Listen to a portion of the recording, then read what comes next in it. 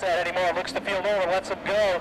Eric Snow gets the jump over Langlois as they head down at the 1 and 2. But keep your eyes on the number 3 and the 5 right away. Lemons has a problem. Looks like the 39 couldn't get into gear, and he starts to get the car up onto the racing groove. This time by Langlois starts to slide back, and here comes the 5 for Tommy Furtado. The Conlon signs Camaro on the move down to the bottom side of the 83. Has to close the door. That's last week's feature winner. He's entailed by number 3, that's Peter Rhoda. Rhoda, one of the fastest drivers here at the Seekonk Speedway, has 3 feature wins already. And the Model Wood Products number 3. Battles all around the division right now. The points battle is the biggest one between Bobby Rose, Bobby Betancourt, Paul Bowie, and Al Clements. Betancourt now sitting back in the 6th spot. Tries to go down the bottom side as Langlois continues to slide back. Jimmy Lemons running an extremely high groove. Now goes down a lap as Furtado and the rest of the field now drift on by the bottom side. Back to the line this time. Furtado still in line. Second is Rhoda. Third is Eric Snow. Fourth Clements. Betancourt now moves to the 5th spot. Langlois still sliding back is in 6th. 7th spot goes to number 24, Bobby Rose. This time by Stotto anymore. Looks to field over, gives them a halfway to go. The field now shuffles underneath.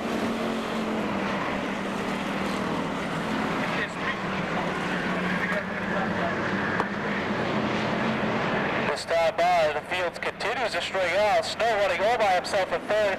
Rhoda now gets away with the number 5 of Tommy Furtado. They have around 4 cars ahead of them. Battle deep in the field. That's the 28 and the 12 of Langlois. Should be 6 cars make the move up to the heat, out of the heat race. That should pull it. Tommy Furtado, Pete Rhoda, Eric Snell, Clements, Betancourt, and the 34 for Robbie Rose in the feature. This time by the Popsicle 6 are up 2 more times around.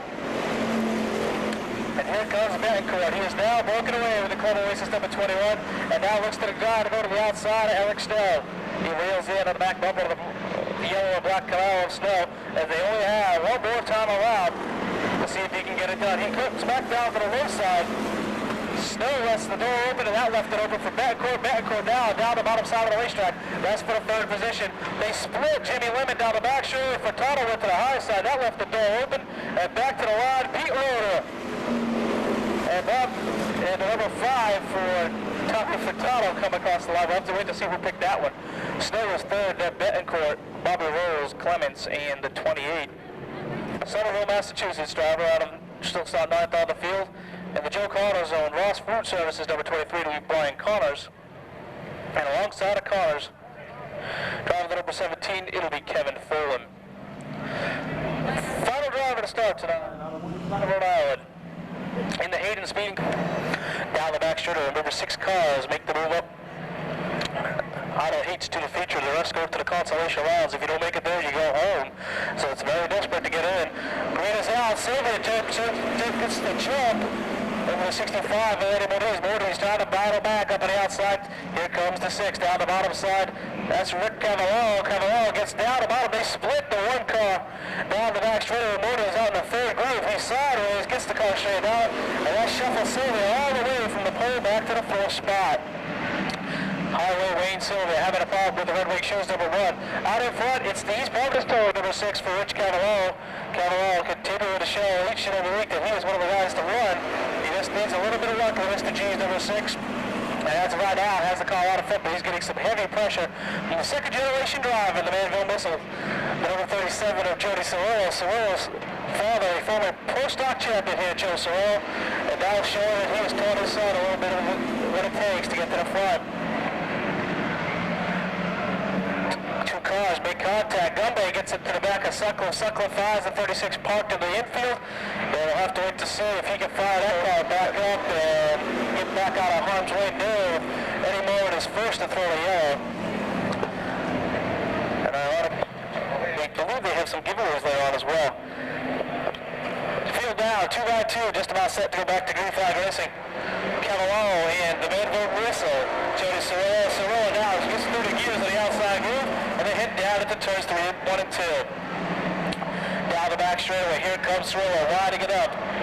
Keep your eyes deep in the field, 6th spot of the final qualifying spot.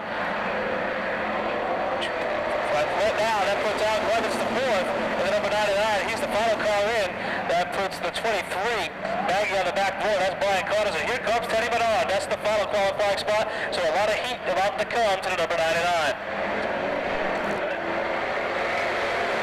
Sideways, he bounced off the berm, got a little loose, and the car's still sideways. Here comes Kurt Gumbay. Gumbay with the number 42, one of the best runs so far. Sideways, Sylvia just locks him up, just misses making him wild, and down to 1 and 2, 3 and 4. Here come the field. They all bear down on the goose broke on number 42, and they go 3 wide down to the 1 and 2. Gumbay now tucks back in. Sylvia trying to battle back in a well-qualified position. Out in front, it's all Cavallaro. He is now taking the car sideways off the corner.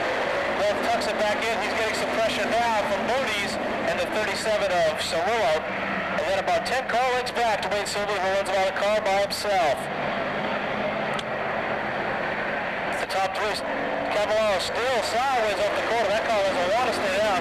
This time by, the field goes under the 2 to go box, so 2 more times around to see if the orange number 6 of Cavallaro can hold on. You watch the car come off the corner, it just doesn't want to stay down. Neither does the 49 of Bernard. He goes around in the second turn. Cirillo way out wide, dirt tracking in Steve Kinzer style when the caution comes out. And he has posted up an extra $100.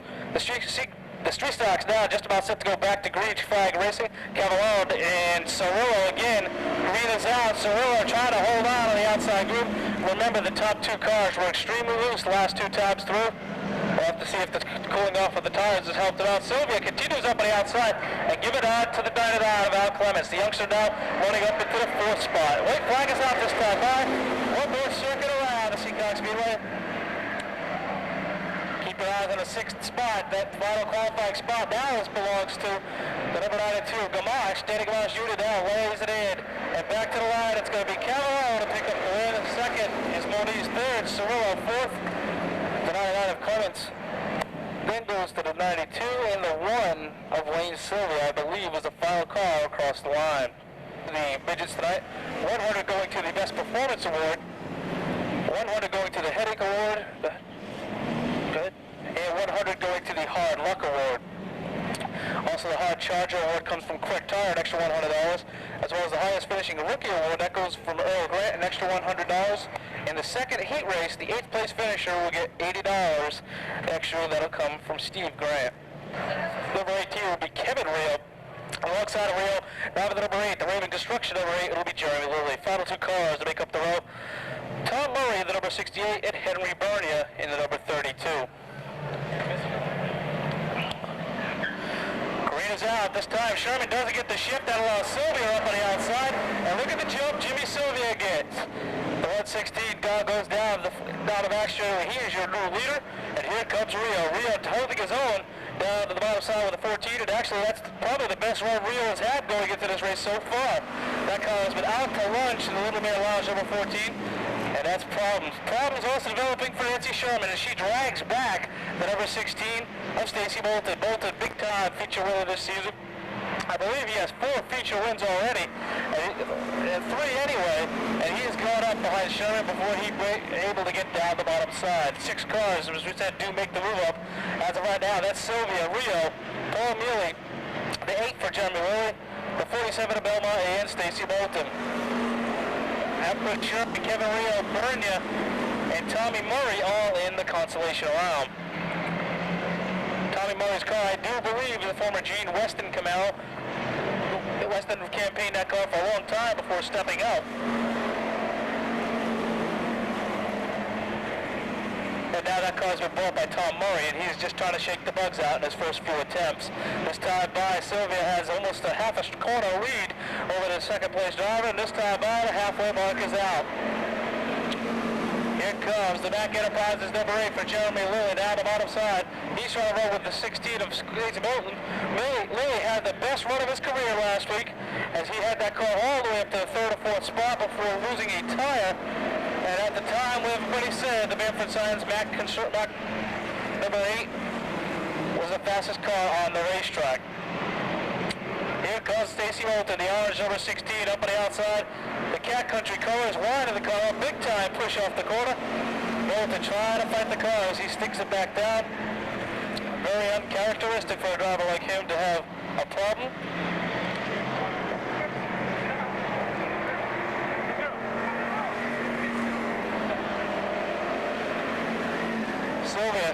Sylvia, in the beginning of the year, was the fastest car here at the Seekonk Speedway, picking up an early win already. And now he goes back to his old form after shaking the monkey off his back. He has nothing but bad luck. And Nancy Sherman makes hard contact with the 14 of Chris Rio and drives right over the hood and keeps going. That's going to obviously bring out the caution. And we were just saying, Bob, how Nancy Sherman was having the best run of her careers this season, as well as the best run of the night going into the night was the 14 of Rio. And Nancy Sherman drove right over the hood of Rio, and looks like she has completely peeled that race car apart. Something happened going down to turn 3 between the 14 and Sherman. Somehow Sherman getting up over the left front side of Rio.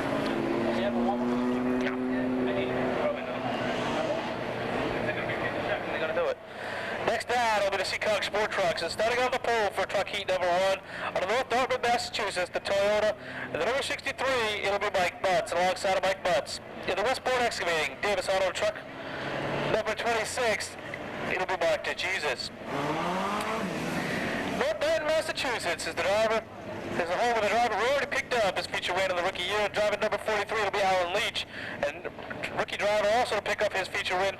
And the number 92, it'll be Nick Macedonio. Three-time feature winner on Dartmouth, Massachusetts is George Rigo. And alongside of Rigo, driver the number 21, it'll be Brian Clark. The Can Dig Excavated, number 14, to Jay Macedonio, Suspects. And Kevin Casper will be getting married tomorrow. Happy birthday as well to Kevin. We'll start next. Alongside will be Soya, Billy Flint, Ethel Mattow, Ray Parrott. And the field gets looked over, and the green is out, and Butts sidesteps off the corner, but holds on. But not for long. Here comes the Manchester Racing Engines number 26, and Roscoe DeJesus up on the outside groove. See if Roscoe can do it up the hard way. If he can't, here comes the 43 of Leach, and here comes Nick Macedonio.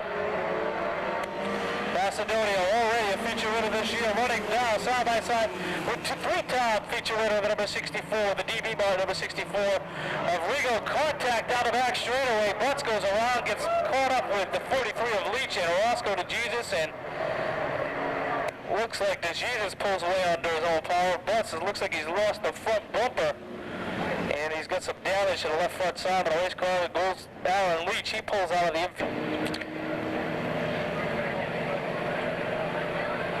As we said, the number 28 of Kevin Casper. Kevin getting married tomorrow to Valerie. Congratulations to Kevin and Valerie. Also, it's Kevin's birthday this week, so a pretty good birthday present. Valerie going to take him away on a little honeymoon. The field 292, green is out. Macedonio gets the jump, but not for long. Here comes the former post-stock standout. And the number 64 is George Rigo. Rigo trying to wind the number 64 off on the outside. Mattow goes around to number 12. The Cap City Ford's now parked down in the second turn area to see if she can get it fired up, and no, the caution comes out.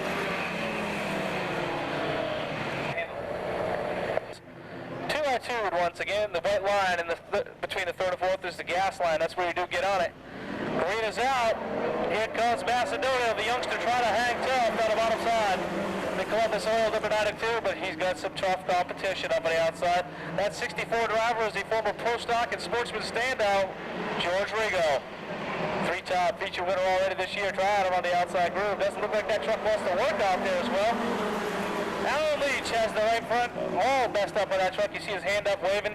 He's off the course. He's going to pick it to the pit area, make some adjustments, try to make it back for the feature.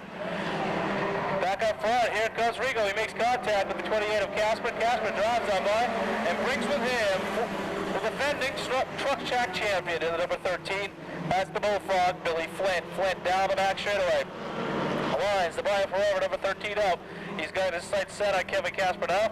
And here comes DeJesus. Roscoe has brought that truck back up to the 5th spot as he has got around Ray Solia.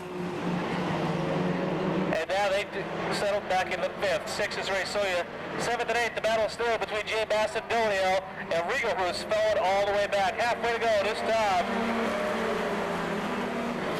Rigo with the A&A Auto Parts, all needs insurance, number 64. Looks like he's going to have to make some big-time adjustments to that Ford to get it ready for the feature. Back up front, Macedonio continues to do battle, but he's got second-generation driver Brian Clark now trying to get around to the outside groove. directly on upon Chevrolet, running out it tight on the outside. Down at battle down for third, Clark, and here comes the chicken truck of Kevin Casper. Casper and Clark, rough fenders just a little bit.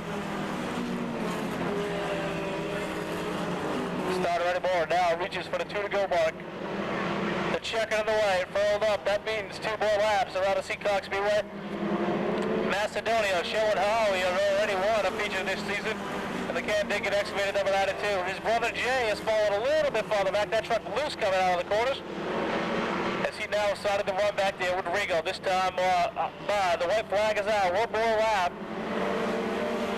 If Nick Macedonia could take a look behind him and see the pressure that he is getting from the 21 of Brian Clark and the 28 of Kevin Casper, he would die, because this time the checkers are off. See if he can hold on back to the line. Macedonia picks up the win. Second is Casper, third is Clark. Fourth goes to Flint, to Jesus, Solia, Jay Macedonia, and George Rigo. At hometown. Onset, Massachusetts. Starting 5th, truck number 65 of Pat McCohen. Starting 6th, the number 27 of Mike Brightman. Starting in the 7th position will be the number 17 of Joe LeMay. Starting 8th, truck number 4, Robin Sloan out of Seekonk, Massachusetts. Starting in the 9th position will be truck number 1 of Billy Clark out of Seekonk, Massachusetts. Starting 10th will be truck number 18 of Richard Tepperning. Final 2 trucks in the field. Out of Rehoboth, Mass will be Josh Wheeler, and the final truck of the number 61 out of Warwick will be Todd Fissette. Green is out, and McDermott gets the jump, and then Nina Willis, built number 84, but he's not going to hold on long, as here comes the deuce of Tommy Kiefer. The Express of Border 4 now runs out of back straight away. And Doug Corral off the pace of number 94. She goes through. She's got Turpin locking the brakes. The 84 McDermott gets sideways off the corner, but not going to allow the Allendale Autobody number 2 to take over the lead. Here comes Brightman, the youngster down the bottom side. He's running up all over the track. You got truck sideways, McDermott, Carrera, and Josh Wheeler all sideways through the field. McDermott continues to fight the wheel at 84 as he goes 3 wide, and he's going to sail it in pretty deep over there. The field pretty much all goes by on the outside groove. 94 going around up at 1 and 2, that's Carrera. She finds herself facing the wrong way, wants to see if she can find the truck. She does fire it up in the field now, bearing down. She's going to pull to the grass to get out of the way as the field all shuffles on by. Back out in front, here's Kiefer, Tommy Kiefer out in front all by himself. Back to the 27 of Brightman, then goes the number 17 of Joe LeMay, Billy Clark, Pat McCrowan. Robin Sloan doing battle with the number 87 of Tracy Ouellette. Sloan, sponsor of the truck towards Bar and Grill. You can see this video here on Tuesday night. Sloan runs up on the back of McDermott, of McCrowan, excuse me, all by himself. Is Rich Turpin just riding around trying to get some motor points for new truck owner of the number 18, Johnny Tripp. Looks like Carrera has the 94 fired up. She may try to get out of the infield.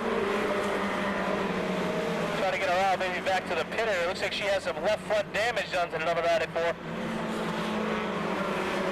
After a great run last week for the number 2 of Kiefer, looks like they have straightened the board out. And Kiefer again having a strong run. Second is the King's Inn number 27 of Brightman. The battle is now back with the 87 of Tracy Ouellette and the 18 of Turpin. Turpin now looks like he may have the position.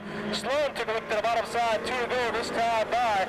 She took a look to the bottom side of Pat McCrowan and felt better of it. These two were at it high and heavy last week for the win here in the truck division. The win going to the young lady out of Seekonk, Mass. She now goes to the bottom side of McCrowan out of Extra.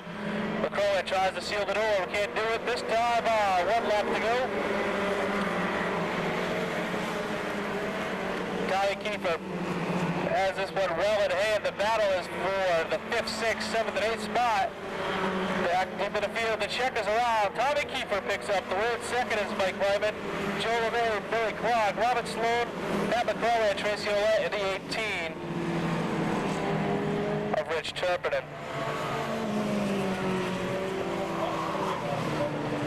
Final car to take the green to the first of the sportsman heats on a Seekonk, Mass. In the advanced automotive number 0, it'll be Mike Tracy. Sorry. Green is out, ahead of a hurry. Gets the good job. That's not St. Pierre, but he's going to have to pick up the pace because he's got a bunch of feature winners right behind him. Between Eddie Gannon, James Lawrence, Glenn Young, Brian Sousa, Ronnie Lowell, and Peter Fernandez. The rocket Ron Lowell, car number 65, stuck on the outside in position number 3, trying to get down to the bottom. Tangles up a tad with car number 99 of Glenn Young.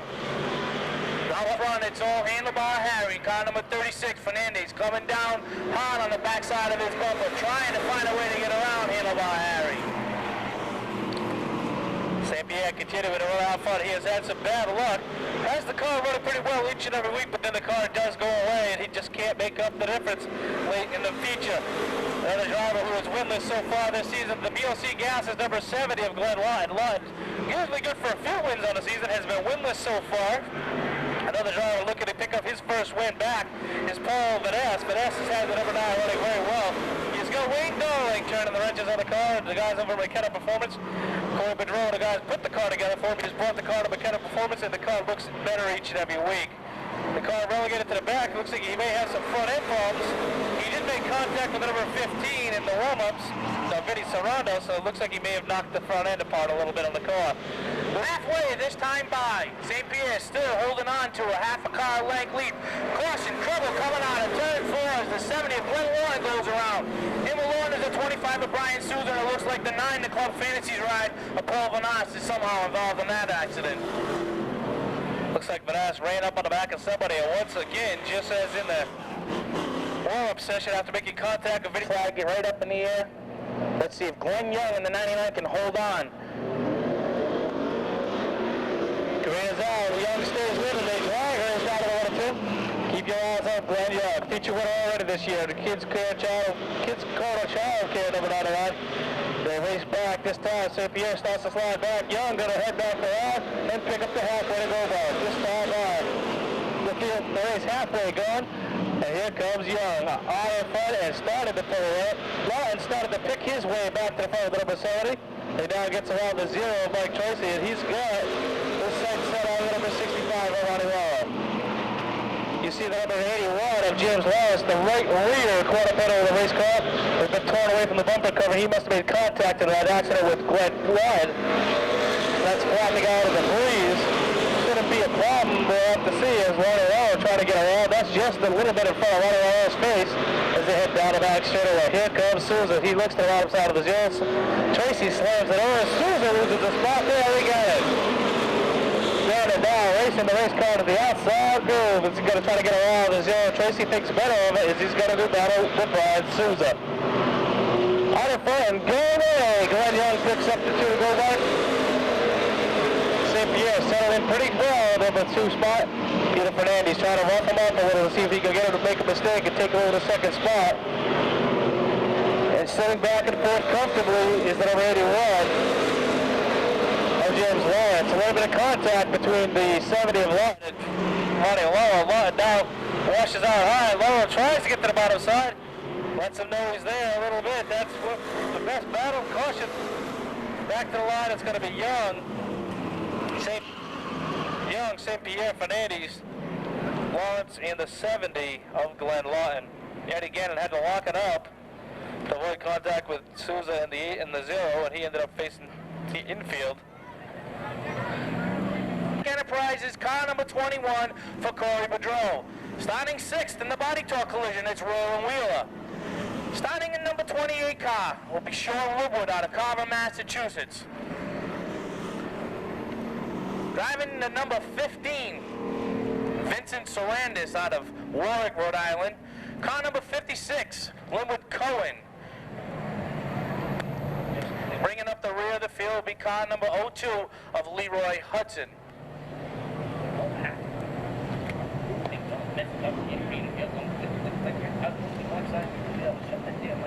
Why do you gotta say driver whenever you see the guy's name? If they don't know that's the driver, that's his name. I think that's Jack Mason and Bill Stupid.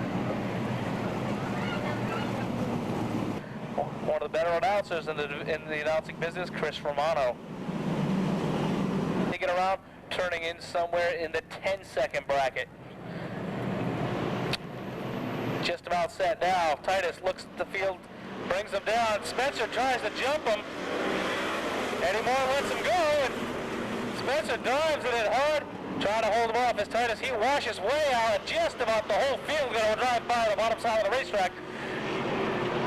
Sperry, Burt Bamford, Corey gets tagged by the number 45 of Estrella. Nice job of Corey Boudreau saving it. Estrella backed out quick. What that did is left the car open, and looks like everybody's going to make contact deep in the field. That did leave the two of Titus. Titus washed way out, and everybody had to fight their way deep in the field. And Corey Boudreau had to get bunched up, and he got contact from number 45 of Estrella. Sarandos and Woodward fighting in the back. Woodward struggling each and every week with the 28. They're giving the car a little bit better. Sarandos back after a bunch of weeks off, and he's fighting the 15 once again. Back out in front, two-time feature winner. And he stole it from the second place man. They said the number 3 is Kenny Spencer, the second place man. And the custom auto line, Cisco's number 71. It's Jerry DeGasperi. DeGasperi looking for his first win of his career in the sportsman division. Black flag coming out for number 2 of Titus. Titus going to bring that car to the pits. Biggest battle right now is for the 3rd, 4th, and 5th spot. That's between Kenny Bamford, Corey Boudreau, and the 45 of Estrella. Estrella now looks to the inside of the Pink Panther down the back straightaway. He looks like he's going to try to get the spot. He can't go any further because Kenny Bamford's there.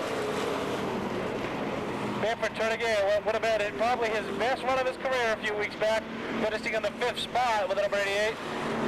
Now tucks it back into the 4th spot just ahead of Estrella. This time on to halfway. Spencer DeGasperi running away. Cars all strung out all over the racetrack. Everybody looking like they got a nice, comfortable running position. Estrella, the only man, look at the pass. He looks down the bottom side of Bamford. Bamford's still out there, slams the door on Estrella. You're not going to do that too many times to the Eagle Eye Sight Development driver of Scott Estrella.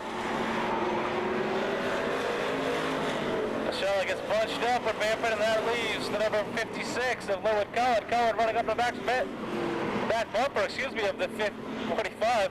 Sarandos, big time push and log out American number 15. Almost took the wall down with that one. He's going to have to make some big time adjustments. You see the 15 just will not stay down. Sarandos showing the rookie in him as he just tries to drive through the push, and you can't do that. 2 to go this time by for Spencer, the mechanical performance number 3. He's got this race well in hand as they now shuffle down the bottom side of the showroom, number 28. Woodward way up in the top stuff. This time out, a white flag is out. One more time for Spencer. Corey running way up, had to back out of it. Woodward was in the way. Big time push again for the 15. Just about set for the final lap. They come off the corner, and it's going to be Kenny Spencer to pick up the win. Second is DeGasperi, Boudreau, Bamford, Estrella, and Linwood Cohen. Roller Wheeler in the 02 of Leroy Hudson. Driving his own number 46, it'll be Rudy Bodicher Jr. Inside, row number 4. Watch this guy. In the M&H Tire, Gertie-powered machine, it'll be the number 26 for Carver, Massachusetts, Russ Storr. Outside Russ Storr, driving for Mike Scrivani this year. In an Autocraft powered machine, it'll be the number 9 from Marlborough, Massachusetts, that's Bobby Seymour. Next row, making his comeback after a hard crash in preseason testing at Waterford Speed Bowl, all the way from Scarborough, Maine, Portland, Maine, rather, in his own chuck wagon chassis, it'll be the number 10 of Lee Bundy Sr. Moving on down the grid, making his midget debut in George Lombardo's Chevy 2-powered machine from Connecticut. It'll be the number 71 for Scott Zippadelli. And starting scratch in the field, coming all the way up from Pennsylvania to run this show, in his own number 61, it'll be Jimmy Jackson. That's the way they are scheduled to start this first heat. Once again, cars and drivers from all over the Northeast. Down, Dougie Cleveland in the 78 outside on the first row. Second row, Fonoro and Pete Perniciglio in that brand new number 28 car. That car is the car that carried Jason Leffler to the 1997 USAC championship. Third row, Lawless and Rudy Bodicher. Fourth row, Russ Storr and Bobby Seymour. Steve Grant looking them over, coming out of turn 4. We go racing. They're already full abreast. Look Lawless dive to the inside of the 6th. But taking the lead is Cleveland in the number 78. Battle is for second between Lawless and Perniciglio. Doug Cleveland in the 78 will lead lap number 1. Lawless to the inside. Rudy Bottiger Jr. coming up strong in the 46 to take third, but Cleveland's still out in front. Lawless still looking to the inside, holds down second. Bottiger in third, still Cleveland in front. Russ Storr now coming up to fourth. Lawless out of shape. That gives Rudy Bottiger a chance. Lawless still maintains the position. Cleveland in front. Lawless looking for first place from his second place berth. Bottiger running the outside, and here comes Russ Storr and Bobby Seymour in the 9. That's your top 5. But still out front, it is Doug Cleveland in the Chevy 2. Battle is for third between Russ Storr and Rudy Bottiger. Storr takes third. Trouble in turn 1. Lawless goes around. Second place, Paul Lawless goes around. Lucky no one else was involved in that. Everybody got by. Paul Lawless in the number 6, holding here in second. Russell Storr, a former winner here at Seekonk, sits in third in the 26. Bobby Seymour in the Seymour Enterprises Mike Scrivani machine in fourth. Pete Perniciglio, winner this year at Star Speedway's first feature win, sits fifth, and Randy Cabral sits in sixth on the bubble, the last qualified spot. Paul Lawless gets going again. Tough break for Lawless. Row number 2.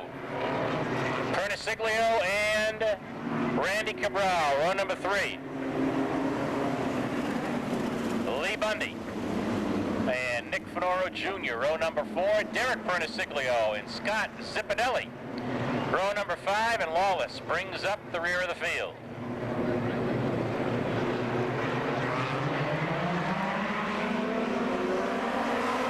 Steve Grant turns it loose.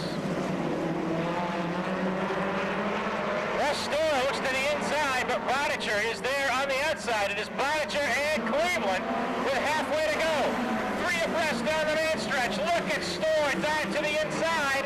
He passes 3 cars. Russ Storr takes the lead at the halfway point. Bottiger second. Bobby Seymour in third. Cleveland fades back to fourth. Zippadelli retires, pulling the 71 inside. Now out front, it is Russ Storr. That was the break he needed. That dive inside turn 1 as we're going to come up on 2 to go. Storr first. Now Bobby Seymour gets the second. Bottiger is in third. White flag coming out for Russ Storr. Seymour is closing. Is he going to be able to do it with 1 lap to go? Checkerboard's out this time by for Russ Storr. Bobby Seymour in second. Rudy Bottiger in third. Cleveland in fourth. Perniciglio in fifth. And how about Paul Lawless races back from the back of the pack to get the last qualified spot. Put to the infield by race officials. And how about Howard Bumpus, the number 54? It's been 10 years since his last. Stevie Dumas says 1 to go. Matt O'Brien in the 16 will lead him down. John Farrell is second. Glenn Cabral will start in third. Bill Greenwood in the 7X starts fourth. Howard Bumpus in the 54 is fifth. Larry Cheatham rounds out your top 6. Stevie Dumas looks him over. We go racing. Side by side into turn 1. Matt O'Brien leads him. Cabral looks to the inside, takes the lead coming out of turn 2. It is Cabral in front. O'Brien in second. Battle is for third. Looking for Bonomo and Bumpus. Bonomo takes third. Bumpus in fourth. Now Mike Seymour rounds out your top 5. Mike Seymour puts a move on Bumpus to take fourth. Glenn Cabral out by a mile, and look at Mark Bonomo coming on strong.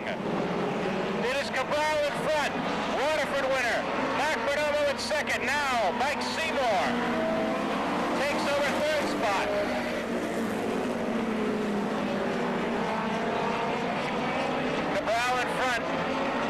second. Seymour in third.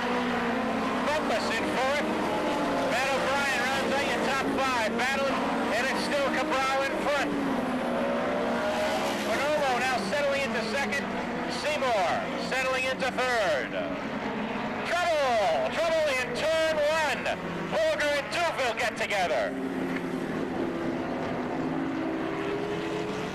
Tough break for both men. Doug Bulger spinning in turn one. E.J. Deauville collecting him. Boy, turn one at Seekonk Speedway has not been the place for E.J. Deauville. Tough break for Deauville on the Walt-Skadden machine. Looks like they have to go through yet another rebuild of that car. For Borger, this is a long way to come to crash. He came all the way up from Pennsylvania. That's a car of his own design, primarily raced on dirt. He gets out, is assessing the damage. Definitely some front suspension damage on Deauville's car. You can see that from the side facing the announcer's tower here. Tough break for both those two drivers. Borger spins almost the exact repeat of Lawless's, Paul Lawless's spin in the last heat race. Borger spinning up the bank. This time Deauville nowhere to go. And hits Doug Borger. Right now, the top 6 cars that have survived put up $300 each for best performance, the Headache Award and the Hard Luck Award. Earl Grant, his former starters, put up $100 for the Rookie Award, and Cork Tires put up $100 for Hard Charger tonight. Remains under yellow. Field remains under yellow. A little anxious on the beginning there. Bonomo still thinks we're under green.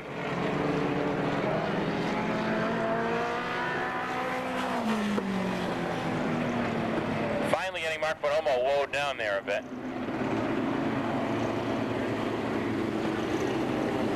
But 4 lap sponsors per lap in this race.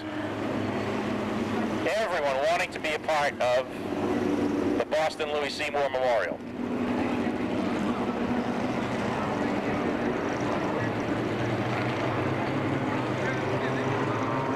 All right, this time is looking a little better. Cabral in front, Bonomo in second, Mike Seymour in third. And they're still anxious for that green, and it just ain't coming.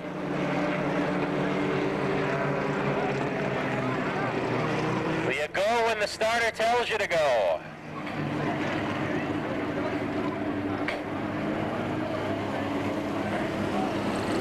Cabral and Bonomo. Well, after two false starts, you don't think there's going to be fireworks at turn number 1? Watch that first turn. Just over the halfway point in this race, Stevie Dumas looking him over. And now we go racing. Mike Seymour dives to the inside, Bonomo to the outside. Is it going to work for him? Cabral hard on the inside, trying to maintain the lead. But out front, it is Mark Bonomo taking the lead, Cabral the second. And Mike Seymour rounds out the top 3. Well, just like last race, all Bonomo needed was a yellow flag. They'll be coming up on 2 to go this time by. Bonomo in front, Glenn Cabral in second, and Mike Seymour in third. Bumpus a distant fourth. 2 to go for Mark Bonomo.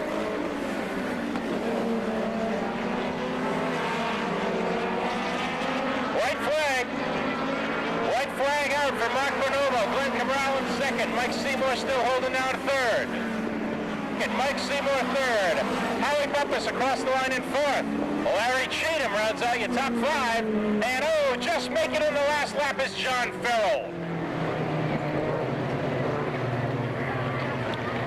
What a tough break for Bill Greenwood. Falls out on the last lap while holding the last qualifying spot. Leading him down in his own Porsche-powered machine from Carver, Massachusetts. It'll be the number 25 of Barry Boom Boom Cannon. Outside of Barry Cannon, feature winner this year, taking his first feature win at the Waterford Speed Bowl.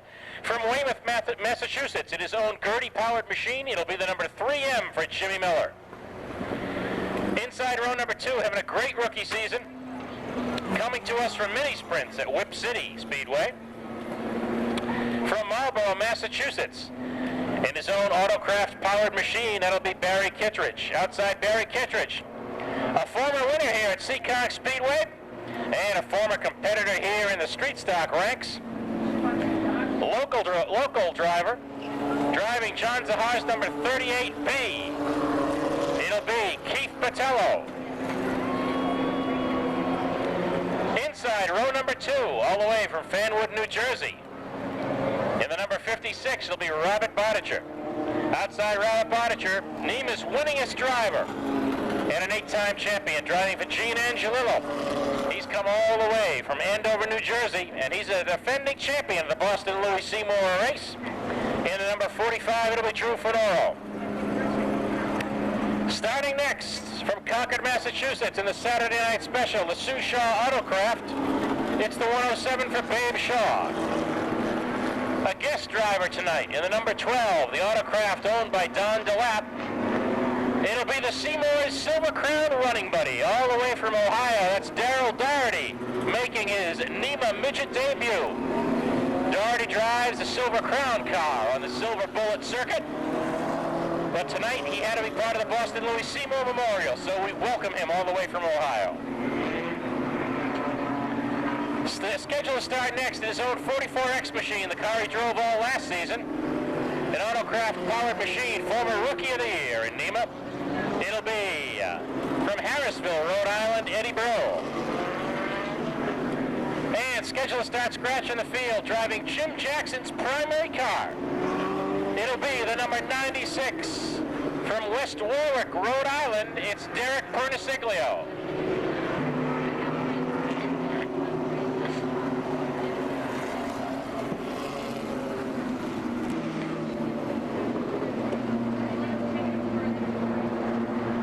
Cannon in the Porsche-powered machine will lead him down. Miller in second. Kittredge and Botello, row number 2. Inside row number 3, Robert Bodicher and Drew Fedoro on the outside. 6 cars to qualify. We go racing. Jimmy Miller to the outside. Cannon holds the inside line. Cannon in front. Miller in second. Kittredge makes a bid for third. Miller says no dice. Holds on to the outside line. Miller drifts way high. That opens the door for Kittredge. Botello taking a look to the inside of Miller, but out front it is Kittredge taking the lead. Kittredge in front. Pushes into turn 4. Cannon still looking to the inside. Kittredge in front, Cannon in second. Miller holds down third.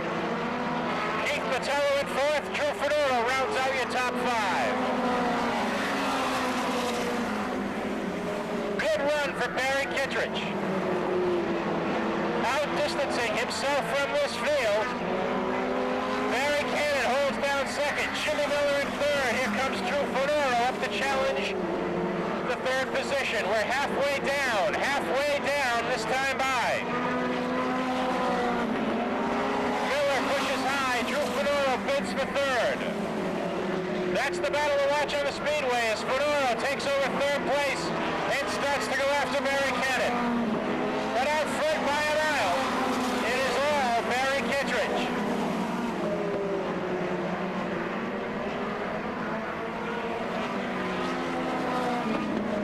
Battle for second between the Porsche of Barry Cannon and Drew Fedoro. But way out front is Barry Kittredge with 2 to go. Fedoro makes it by Cannon for second. Fedoro in second. White flag for Barry Kittredge. He's going to win this thing by a mile. Fedoro second. Cannon third. Miller fourth. Botello fifth. And Ed Bull is occupying the last qualified spot. Checkerboards for Barry Kittredge. Fedoro in second. Cannon in third. Miller in fourth. Botello in the 38B is fifth. And Eddie Bro rounds out that 6th position. Pick yourself up one of the fresh hamburgers that they are cooking right now. You see the smoke billowing across the racetrack over here behind the concession stands. Some of the officials now running back up. Jen Redding and the rest of the officials now running back up to the tower, just about set to go as the ambulance picks up just between the Durango Dodge sign. Jimmy Rosa and the Rosa's Towing guys just about set. Jimmy Silver Brothers Towing already parked up there, as well as Chuck Tanner and the guys up in the crew. Hi, Chucky. Bob, and alongside driving car number 99. On a Warwick, Rhode Island, and the Dale Show race car, Seekonk number 99, it'll be Neon Wayne Dion. The number 46 starts next on the field, the Joe Viveros, the number 46, that's the Shark Chad Chase, and alongside Chase, driving the number 7, it'll be Wayne Newman. Feature winner in one of the 50 lappers this year on Cranston, Rhode Island, in the A&A Auto Parts. First line builders, Terry's Auto. Number 12 on a Cranston, it'll be Bobby Helen, and alongside, driving the number 31, it'll be Jeff Goodrow. Final two drivers to make up the field. Last week was the first week back for this driver out of Warwick, Rhode Island. Driving the number 21 will be Kenny Morissette, and alongside of Morissette, driving the number 83, back after a few weeks, driving the Smithfield Kennels number 83, it'll be James Whitehead.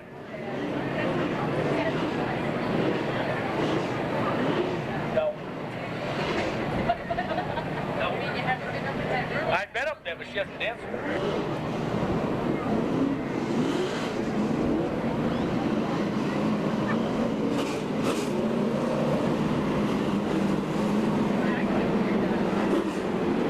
Set now, the pro stocks rolling down the back straightaway. Gosh. Todd Henshaw, Mike Hassel, and Matt Dewey. Keep your eyes on Dewey. Winless so far this season. Garrett Dewey, the guy's really struggling with the 0-2. Dion, Manchester, Chase, and Newman. Green is out, and Henshaw gets the jump. But out for long, here comes the Hayden Custom Speed, number 27, of Danny Gamache. Gamache now reeling up on the back straightaway. Trying to get a run going.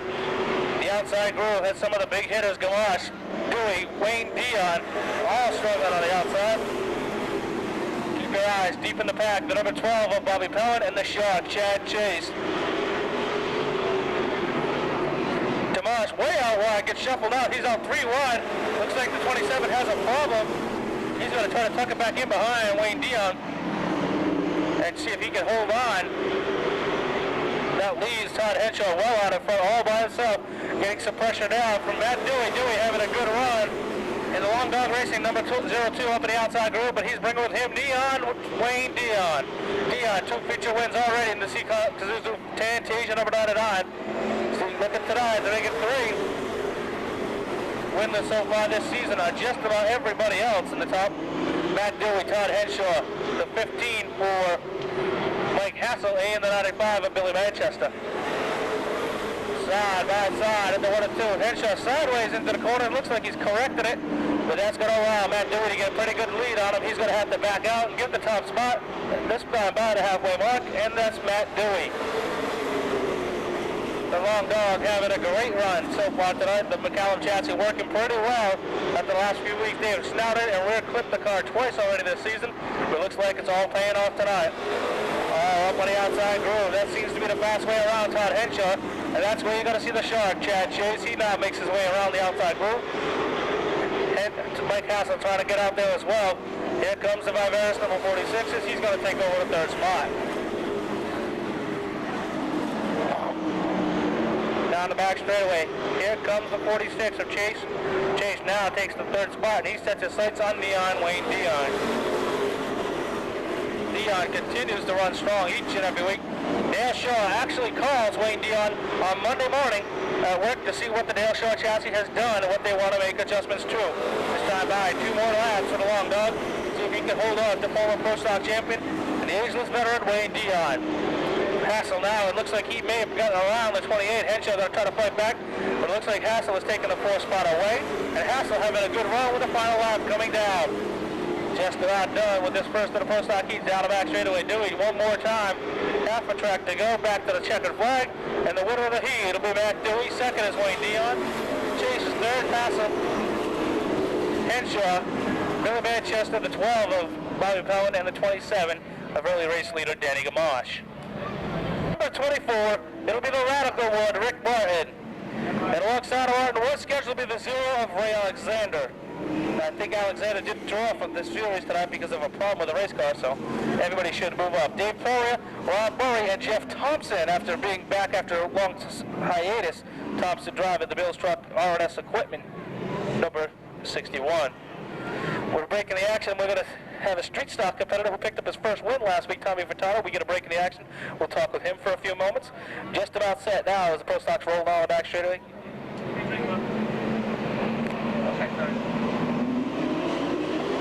Green is out, and right away, Cavallaro gets the jump.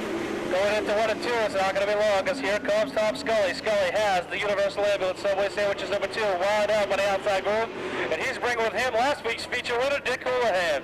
Scully way out wide up at number 4, and the BRC Gas is number 41, starting to get dragged back now, but here comes the 77 of McClure, shuffles to the outside groove. The outside groove to the back of this pack is not the place to be. Scully dragging back with him, the 41 of Len Ellis' driver, Dick Houlihan, and the number 14 of Freddie Estelle. Estelle ducks to the bottom side of the racetrack. He's trying to get out of the way of the number 2 as he's going to try to shuffle in. Jeff Thompson now tries to get to the inside as well. Off the corners, this time by the 87 holds the lead, but not for long. Here comes McClure down the back straightaway, showing a ton of power. And the Peter Palm, number 77, he runs up to the outside. Third right now goes to Leclerc. Rick Martin sits in the 4th spot. The battle deep in the field is for the 6th spot. That's between Freddie Estelle, who now goes around the inside of Jeff Thompson, and bringing with him last week's feature winner of the BLC Gas is 41 of Dick Houlihan. McClure out in front, and bringing with him now the G Lopes number 24 for Radical Rick Martin. The defending track champion now sits in the 2nd spot as they race back this time by Starter Rainbow and looks the field over and gives them the halfway to go mark. McClure, after having a tough week last week with some altercations with Bobby Tripp, now looks to redeem himself as he tries to pick up the heat win tonight, but he's going to have to do it in a hurry because here comes Martin. Martin now trying to look to the outside groove, and a driver looking to the inside of the 44 Lickers. Master Buick number 42, that's Bobby Leclerc. Leclerc, the rookie driver, already with a feature win this season. Sitting back in the 3rd spot. Leclerc sits right now 4th in the points, the highest rookie right now in the point division. In the first division, excuse me, and he runs in the 3rd spot. Here comes Martin up on the outside groove, and Radical Rick continues to hold it. Leclerc brings it to the outside, tries to hold him up a lane. If he holds him up too much more, that's going to leave the bottom door open for Bobby Leclerc. Leclerc sideways, he washes way out, and that left the door open. Martin gets by, and so does the 42. He goes to the inside of Bob Leclerc. It's a tough break right there for the veteran, Alan McClure. White flag is out. Martin picks up the white. Down into 1 and 2. Legs it out down the back straightaway. McClure now sits in 2nd. Alan McClure sits in the 3rd spot as they come back to the line. Rick Martin will pick up the win. McClure, Cavallaro, Dick Houlihan, Freddie Estelle, Rob Borey, and the 61 for Jeff Thompson. You can learn a lot from them. You get a lot of support from your girlfriend Ellen Conlon. You almost forgot to mention her last week in the victory lane. Nice save, but it's a big. You got to have a lot of support there. Yeah, you do. Ellen gives me probably one of my biggest supporters, besides my mother and father. And Bobby helps me out a lot, and his crew, Alan, Joey, Timmy, they're all big supporters. Hugh, who races in the truck division, has been helping me. It all pays off. Last week in the street stocks, Tommy Furtado. Thanks. Tim's Auto Sales number 23, it'll be Brian Connors. 3rd on the field, Todd, Massachusetts, in the Linda Loveweld. Double 12 Cafe, number 32, it'll be Henry Bernia. And alongside of Bernia, driver number 12, it'll be Mark Langlois. Turk Gombe had a good run going in the first of the qualifying rounds before falling back, and he'll start 5th on the field in the Consi. And alongside driver car number 68 out of East Greenwich, Rhode Island, it'll be Tom Murray. Gregory Jacobs will start next out of Vineyard Haven in the number 09. And alongside the 36 out of Cumberland will be Jeff Sutcliffe. Nancy Sherman looks like she's put the car back together and she's going to start in the consolation round. Alongside of her will be Louis Ramiza. And the final 3 drivers to start are scheduled to be Teddy Bernard, Chris Rio, and Kevin Folan. This is going to be for later. Okay. Come on outside, move that camera. Move it up a little bit. Pick it up. Come on, move it up. Move it up even.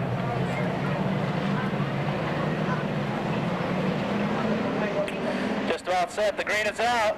The 28 gets the jump, and that's the Nats Racing Engines WSA Trucking over 28 of Beardwood. Beardwood tries to get down as he pulls out. And here comes Brian Connors, Connors now into the 3rd spot. Jumped up to the 2nd. Right away, Gumbe sideways, and everybody trying to bang their way through. Sutcliffe off the pace. It looks like he had broke something in the front end. It looks like he's got the cut. Everybody pushing, shoving. The 68 goes around. Everybody gets by. Teddy Bernard and Poland just squeaked out by, but the yellow is out. A tough break for Tom Burry. Burry running a very limited schedule so far this season. And we'll see what he can Speedway program. We'll break the action. Why don't you open your official Seekonk Speedway programs, and we'll call off the first round of lucky numbers.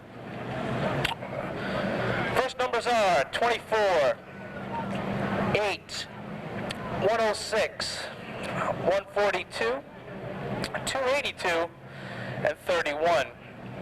Once again, your first round of lucky numbers in your program are 24, 8, 106, 1500, or the Daytona 400 in the year 2000. But I think she already had the other one. Just about set now. Edward gets the jump. Green is out right away. He gets the jump over Langlois, but here comes Connors. Connors struggling up the outside groove. Here comes Gumby. Turd Gumby now goes to the inside. Problem with the number 32. He looks like he's off the pace. That's Henry Bernia. He's sliding back. Looks like he may have a tire going down. And contact deep in the field. Connors goes through the infield. Looks like he has broken the left front ball joint. See Lisa Auburn down at the official Seekonk Speedway program stand. Pick yourself out the program. Head out. Open Scully. Glenn Young. Glenn Lawton as well. Some of these drivers walking through the seats right now. They'll be more than happy to sign autographs.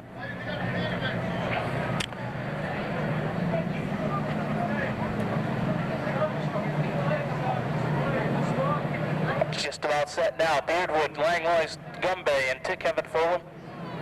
Tom Murray and Louis Ramirez are the top 6 cars that'll make it in. Heading for the white line. The white line is ready to get on the gas. Scott Moore looks him over, lets him go. Beardwood gets the jump, but not for long as the crown collision number 12 of Mark Langlois bounces off him a little bit. Langlois sideways, he gets caught up with Turd Gumby. Along goes Jacobs, and that's going to take those two drivers out of a qualified spot. Jacobs gets it going, and we're going to stay under green. That has completely shuffled the deck. And the assistant Scott Moore looks at the 12 of Langlois, lets him know he wasn't happy with that move right there. Out in front, that left Billy Beard would get away, so did Kevin Full in the top 2. Third goes to Tom Murray after an early spin. Louis Ramirez is 4th. And now battling with him is Nancy Sherman. That's for 4th and 5th. And 6th looks like Bernia. Bernia has a problem with the car. It's very loose in the corners, and he's trying to get in. The 12 of Langlois now drives into the rear quarter of the 36 of Sutcliffe. Langlois looks like he may be fighting an ill-handling race car and taking it out on some of the other drivers, trying to get that car back into a qualified spot. As of right now, it doesn't look too good. He's going to have to do some driving to get back in.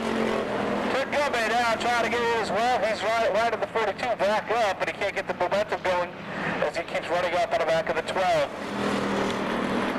Out in front, Beardwood well. There's a race well in hand of the Summit Liquors number 28.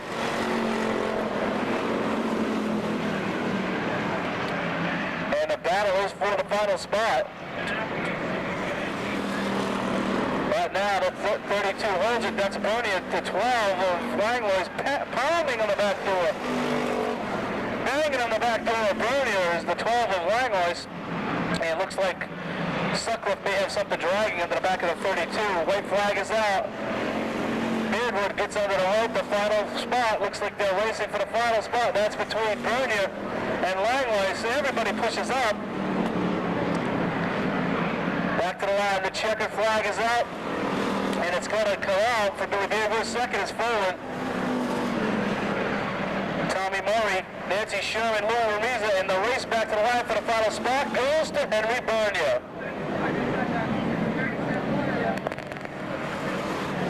So nice race for Henry Bernia. He makes it back in. Driving the team car to the number 61. This car also owned by Jim Jackson. That's a brand new Beast chassis. Fontana powered machine. Randy Cabral in a 79. Cabral has made every feature this year in his rookie season, so he'll be looking to make this one too. Scott Zipadelli being pushed off in the 71. If that name is familiar, that's because his brother, Greg Zipadelli, is Tony Stewart's crew chief. A lot of racing talent in that family. And of course, Tony Stewart putting up $300 in contingency awards tonight as part of the Boston Louis Seymour Memorial. Tonight's pick, that could be the first car out of the Consi.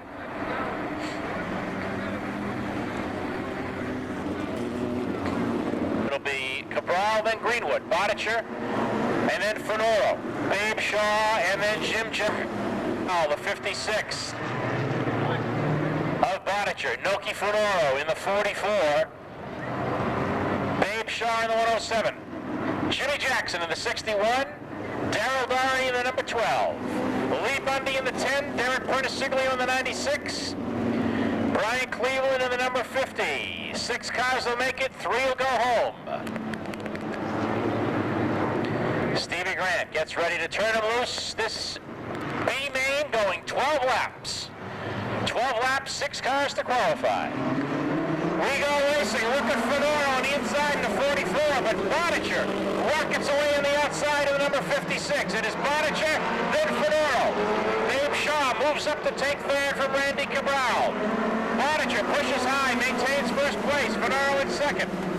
Shaw looks to the inside of Fenoro in that fight for second. And a big cloud of smoke from the Mazda, the number 50. He'll pull out of the race in the backstretch. Tough break for Brian Cleveland. But out front it is all Robert Bodicher. Nick Fenoro Jr. in the 44 is second. Babe Shaw rounds out your top 3. Bodicher pushes high. Noki looks low, trying to take the inside line away. Down the backstretch, side by side. It is Fenoro and Bodicher. Rest of the field stringing out. Babe Shaw moving up the challenge. Top 3 cars under a blanket. Nick Fenoro Jr. takes the lead in the backstretch. It is Noki in the lead. Bodicher in second. Babe Shaw in third. Daryl Doherty in fourth. Cabral fifth. And Jimmy Jackson rounds out your qualified cars.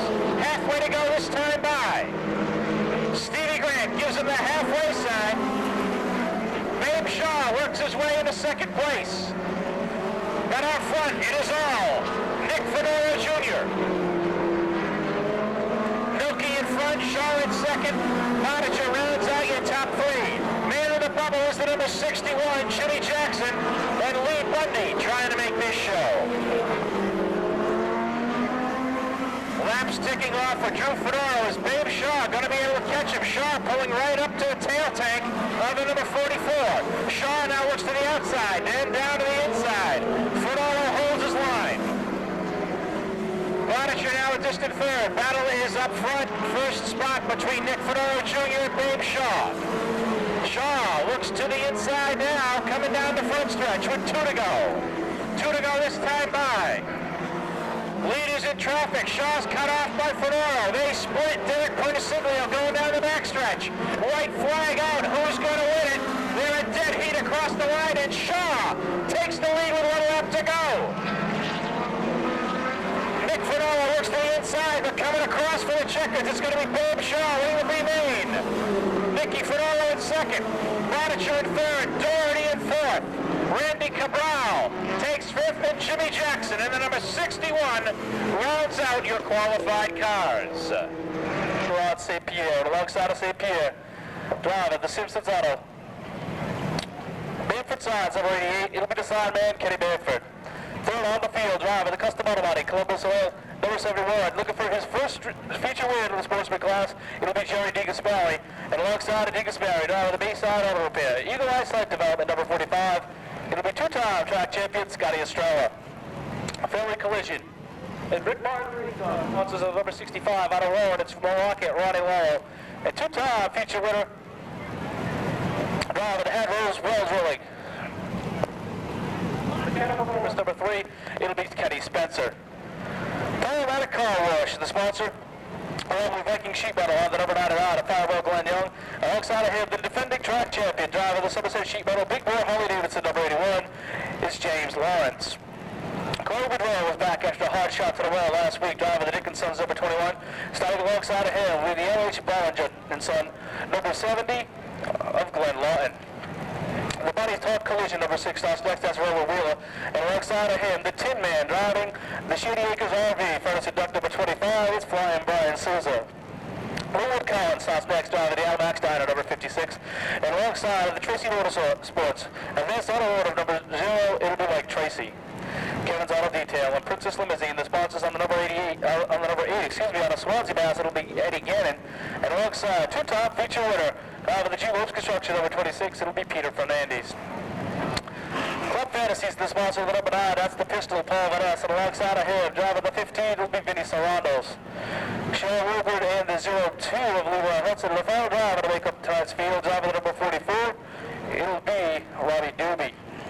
Dave Titus was scheduled to start last, so number 2, as of right now, he has not come up. If we get a break in the action, we're going to talk with Pro Stock standout and Sportsman standout, Mr. Excitement, Ray Alexander. Ray was unable to make the field tonight. So as we have a break in the action, Ray, welcome up here. Tough week. Couldn't get a shot to run tonight. Yeah, that's the way luck's been running, but I take one day at a time and see what happens. What happened to the race car that took you out of the race tonight? The coil eliminator broke in the warm-up and ended up shattering everything, so it's something that you just can't replace at the track. And that was about it. I had to load up. You struggled with this car. You did struggle with the Sportsman car in the beginning, but after that you were one of the guys to contend with. You think this car's the same way once you get it straightened out?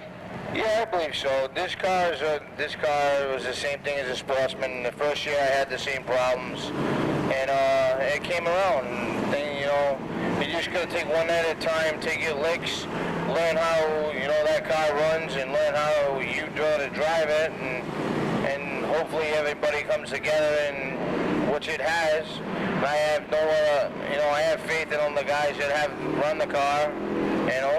His best runs of his career a few weeks back, finishing in the 5th spot, heading to bringing the car to the scales for the first time this season.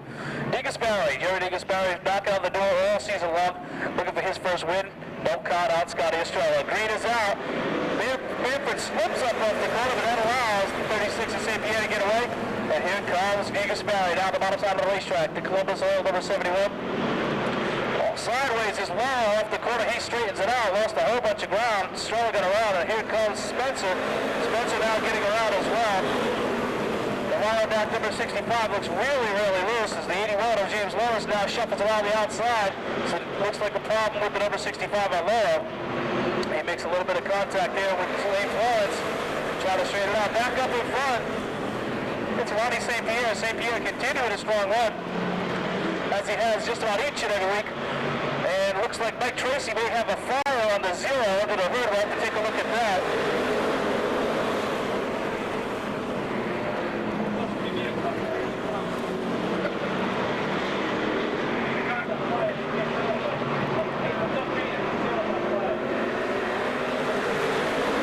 Waiting now, the officials think about extinguish itself, so we're probably not going to go for caution. Continuing to run up in front is St. Pierre, the 71 of Digasparri running in the 2nd spot. Bagging on the back door, here comes Scotty Estrella. Estrella, runs up to the 3rd spot.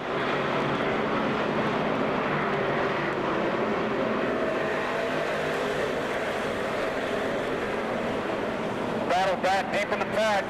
Manfred now started to slide back as he goes to the outside of James Lawrence, Lawrence now gets around. Manfred continues. Lawrence now trying to get underneath as well. Manfred decided to slide back and dragging everybody back. Wilma has a whole bunch of cars backed up, including Glenn Martin, Marty Long, Corey Bedrow, Glenn Young, Fernandez, and Souza. Everybody bunched up now behind the slow car of Lawrence. Lawrence looks like that car is going away as well, as he's banging, getting bounced around. Deep in the back, everybody battling. Corey Bedrow now starting to go towards the front. And the explosive motor number 21. Corey had a couple of bad weeks at the hard shot last week to the outside wall on the first radar. They made some adjustments. Bobby Sansucci, Tommy Hewitt, the guys rebuilt the race car over the week. And the car looks to be running just as strong as it was last week before the accident. Scotty Estrella sitting in the 3rd spot, just waiting. Caution comes out, that'll line him right up behind the number 36 of St. Pierre, and he should be able to run, as this is the 2-time track champion driver of the Eagle Eyesight Development Bayside Auto number 45. This time by Ronnie St. Pierre, and E.W. Vogue Hair Design, handled by Harris number 36, goes over the halfway mark. This time by the whole field except up for Sean Woodward. Woodward looks like he's off the base as well as Leroy Hudson. The fastest car on the racetrack right now may either be the 70, and caution, car goes around. Davis Barry goes up on the hood. Young gets into him. Davis Barry goes to the backside of the 36 of Ronnie St. Pierre. St. Pierre had the car locked up tight. Both cars went around, as did the 99 of Glenn Young. Brian Souza had to make a evasive drive to the infield, as well as James Lawrence. He was right tight in that wreck and just barely got out of it.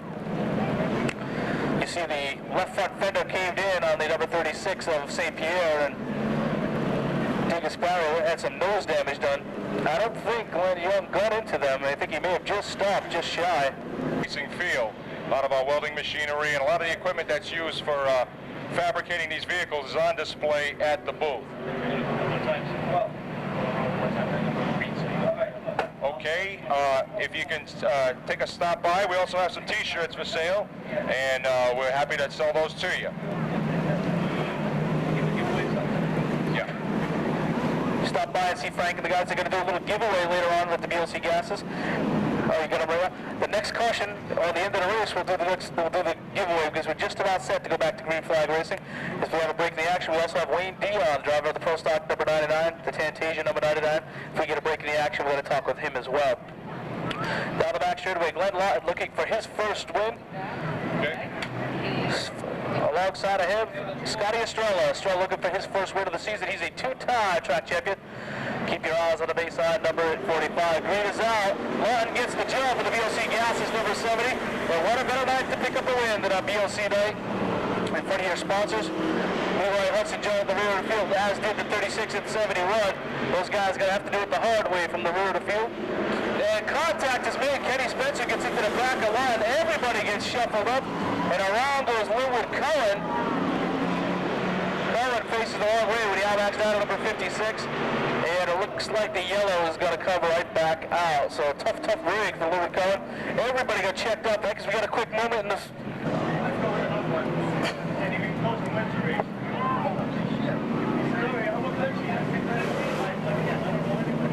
The Pro Stock number 99, who by the way just won himself a cutting kit from a hair coat because he didn't have the winning number on his wrist. Wayne, welcome up here to the booth.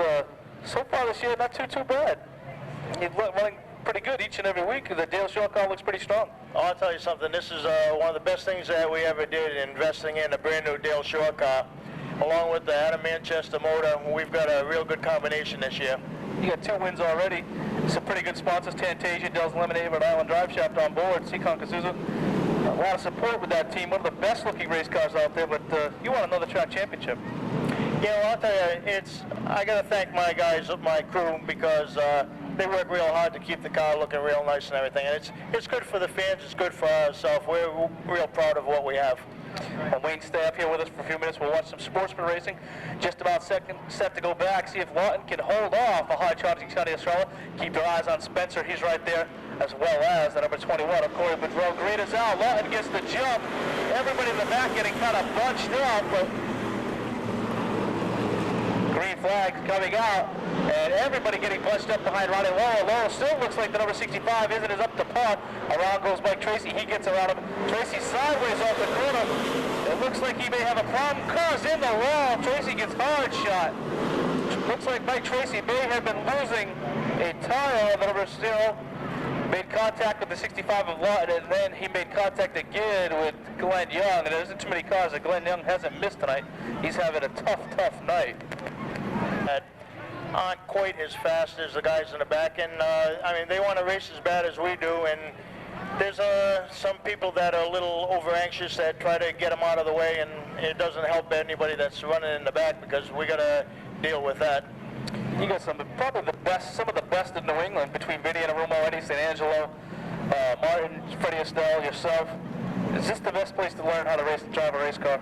Oh, absolutely. I feel that. I started in the 6-cylinder street division, and I went right from street division right to the modified ranks, and that was a big step, but I'll tell you something. You learn how to drive here, you're going to go racing anywhere. We were fortunate enough to win championships and a lot of races at Seekonk Speedway, and then we felt that we wanted to move on and we went to Thompson Speedway and Stafford Speedway and won championships there, and we ended up coming back again. I mean, this is home. We love racing here. The money's good, and the competition is tremendous. Well, as of right now, you're sitting fourth in the points. You're about 40 some odd points away from the point lead. Do you think you got a shot at going for your track championship this year? I mean, anything's possible, but do you think you have a legitimate shot at getting a track championship? Well, that's our goal. Before last week, before we were airborne there, I really felt that we had a good shot at running with Ricky. We definitely have a car that's capable of winning it. We just need a little bit of luck. I realized how high we were last week when I saw the crowd disappear. As of last week, another tough week, only 7 cars, 8 cars finished the race. That did hurt you a little bit in the points, though. Some of these guys did get some points on you. Well, yeah, we lost 20 points. We were only 20 out of first place. Now we're 40, so it's just something. We've got 7 more weeks to go. We can't worry about that. We'll just go out there tonight and try to win or do the best that we possibly can. All right, good luck tonight, Lane. Do you want to thank some sponsors while you're up here real quick? Yeah, I'd like to thank Tantasia, Dell's Lemonade, Rhode Island Drive Shop, Seekonk Cycle Solve, Copperfield's Lounge. I think I got them all. All right, don't forget Dale Shaw Race Cars. Tremendous car.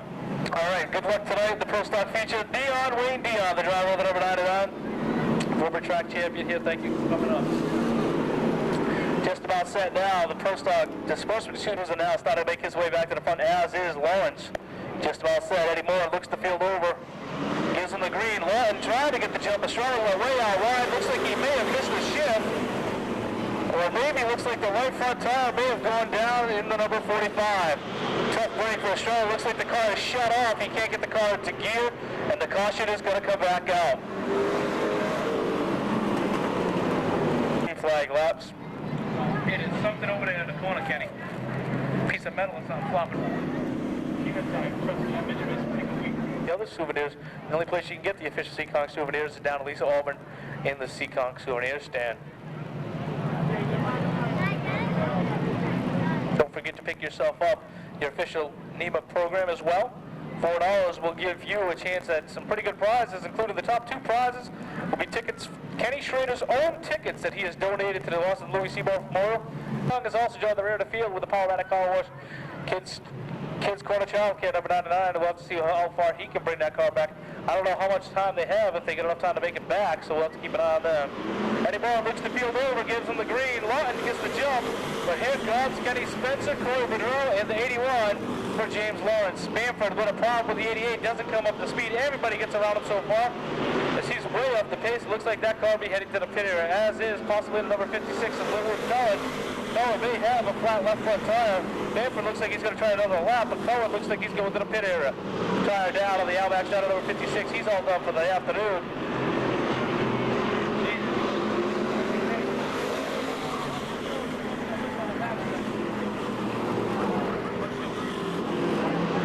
Up in front, look who's coming. Here comes the gentleman, James Lawrence. Lawrence now takes over the lead.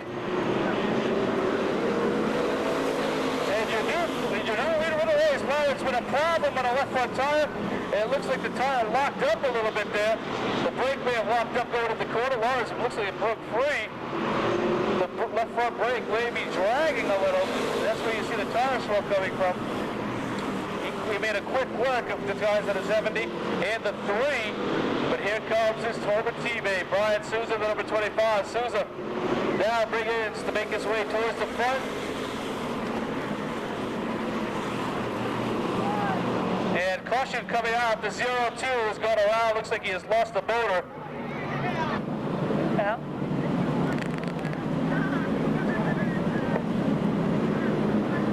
Scott Fitzgerald both looking for their first win of the season. The Formula 4s with the Knights off tonight. We'll see if they come back. Bob Broder, also another driver who was up here with us before. We'll have to look for his first career win. We'll have to see what he can do. Broder, one of the few drivers who did start out behind the wheel of a Yugo, believe it or not. Not too many drivers even claim to have driven a Yugo, even for their regular street car. Bob Broder did actually at one time race one. So just about said, the cleanup now continues up in the first, third or fourth turn. Leroy Hudson looks like he may have lost a motor on that one. So tough break. The car went completely. cars, 2x2. Track crew is going to the infield. Charlie St. going up trackside.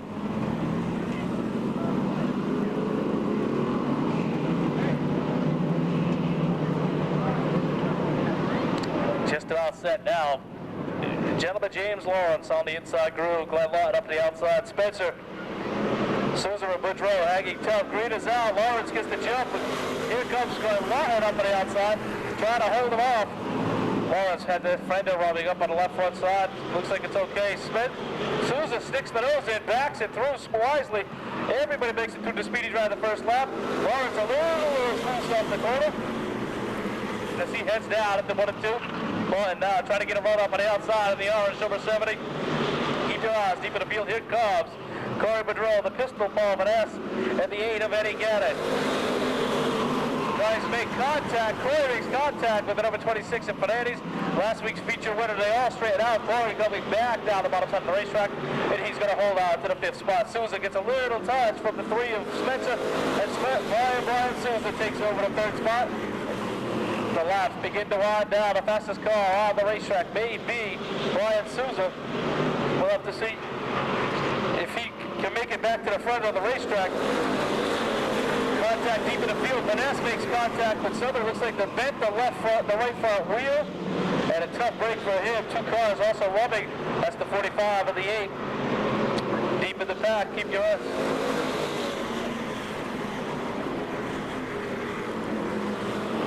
Looks like Vanessa isn't going to be able to make it back on a back straightaway. Vanessa with a problem. The right front.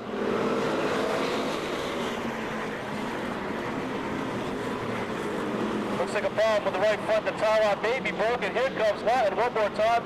The white flag is out, and Glenn Lawton trying to pick up the first win of the season.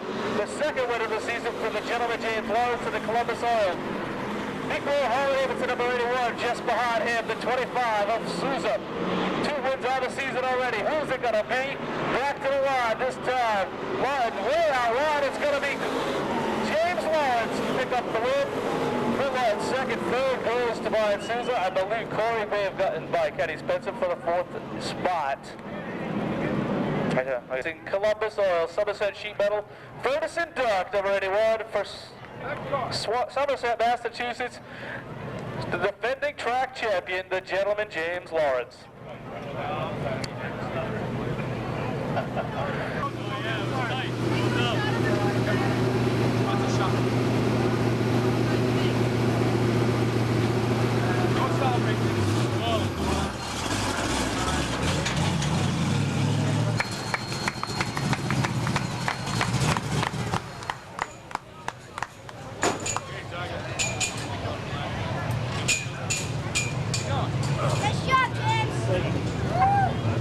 Oh, I'm hot. Very hot.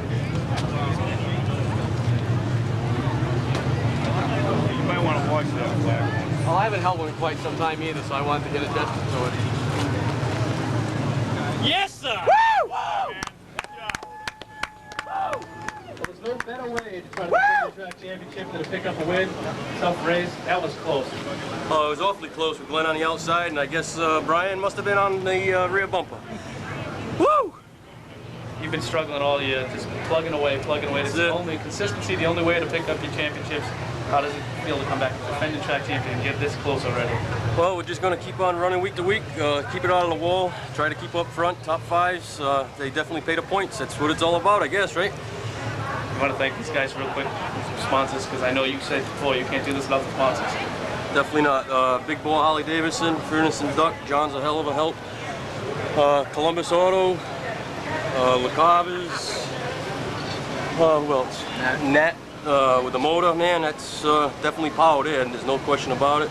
Whitnick Fasteners, I probably forgot somebody, but sorry. Very, Bruce.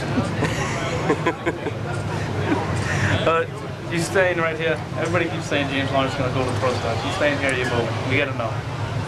I didn't get a chance to watch the race last week, but maybe if I watch the tape, I'll stay right here. All right, tonight's feature winner, ladies and gentlemen, is Seekonk Speedway.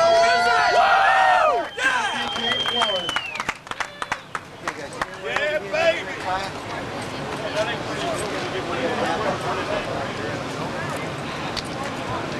Oh, that's good.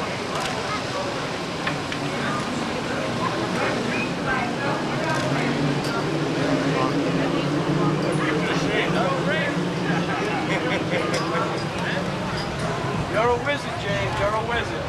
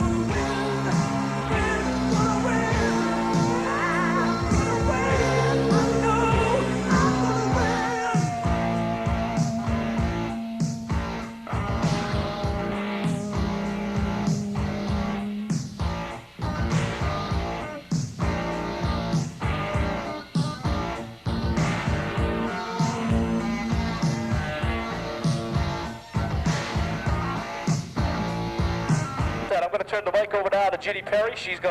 Mom's going to take over the announcing duties. I'm going to head down to the victory lane.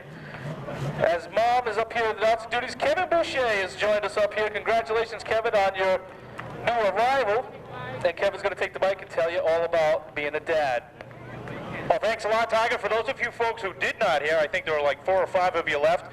I had a young daughter born this morning, and I want to say Brittany Lee Morgan weighed 7 pounds 6 ounces and joined us today, and what a thrill it is for me, myself, my wife, and my whole family. Ernie Boucher down at the novelty stand, a proud grandfather for the first time to a granddaughter. Has 3 grandsons and got a granddaughter for the first time. So I'm only up here just for some excitement. I just want to let all the fans know, part of my family as well. Thank you very much.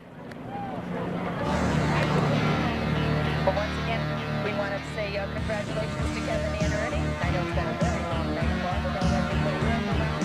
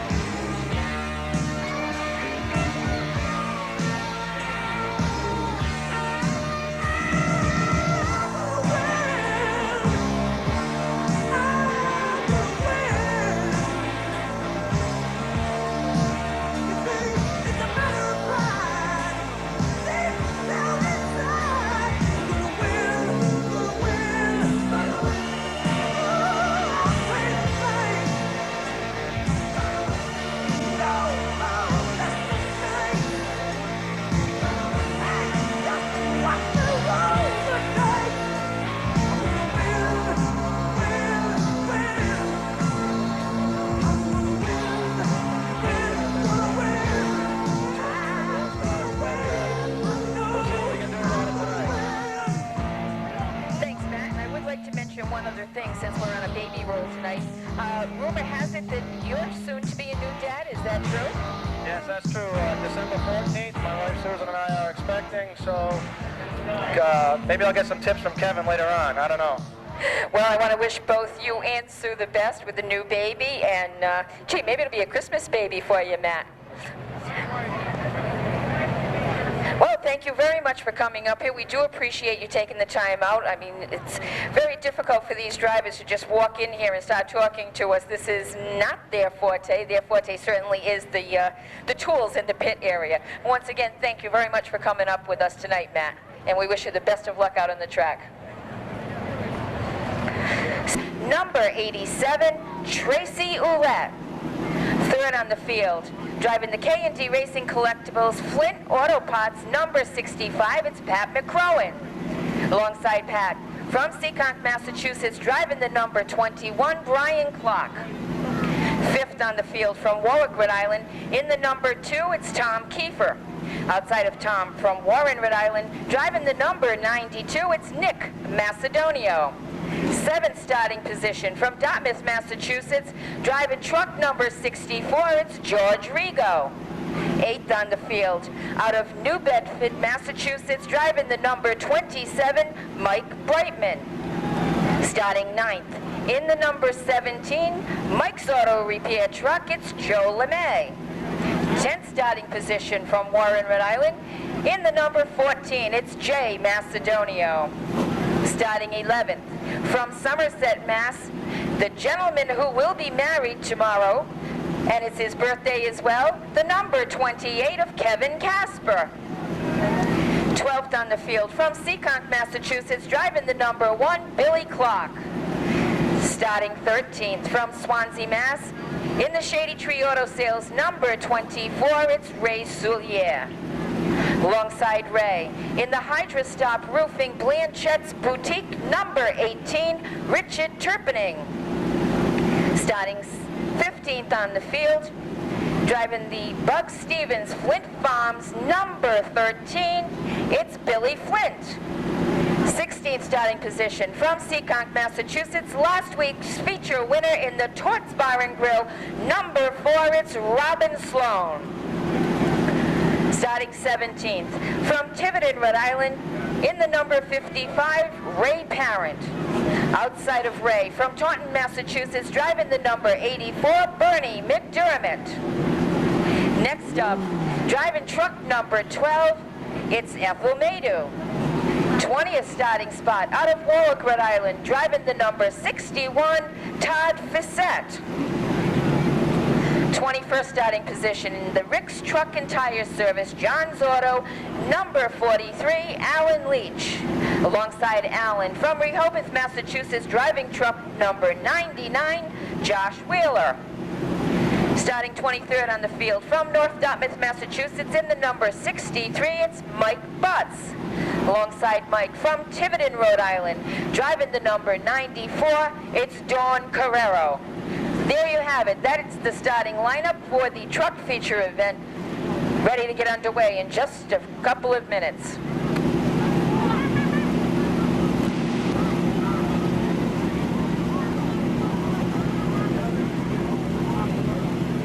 Driving school, and Tad and Brian from WCTK Cat Country 98.1 will be here to try out the race car and report back to the station as they do so. There's a special going on for that day, which will be 10 laps for $98. It runs from 2 p.m. until dusk.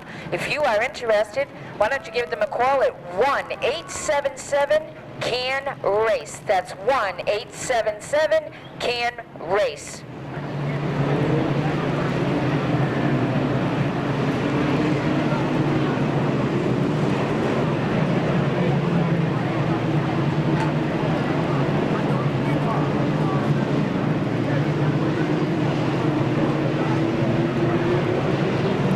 And looking them over as they bring them down, looking at the striped green flags out, and we're underway with the truck feature event. 26 of Mark DeJesus takes that early lead, and we got a heavy traffic making their way down through first and second turn. Looks like a little problem for Tracy Ouellette. So he might have rubbed tires with another truck on the way through. Moving up into second now, Pat McCrone in the number 65. Running third is the number 21 of Brian Clark. New colors for Brian Clark. That truck looks exceptionally nice this evening. Looks like the 92 and the 27 have gotten caught up as they come off the second turn, straightening things out. They gave the 28 of Casper the advantage, and look out, the 14 now. Jay Macedonio goes around with the number 1 of Billy Clark involved. Also the number 61 of Todd Fissette was involved in that accident. He has taken that truck into the pit area to be checked over. So we are at the first caution of the evening. But each week we're gaining on it. You got some of the big guns out here, Wayne Dion, Rick Martin, all these guys. Does it make a difference for these guys to run them compared to the guys that we've ran with in the Nepster cars and up north at Lee? Well, we got some great competitors here, some really good drivers, and you know, I just look at it, everybody's the same. You know, you race each other the same way you'd race anybody else. Okay. He couldn't ask for a better car owner than Joe Viveris. No, he's about the best you're going to find. He's real easy with us, and he gives us what we need, and he's the best. Now you got one of the top-notch crews and stuff.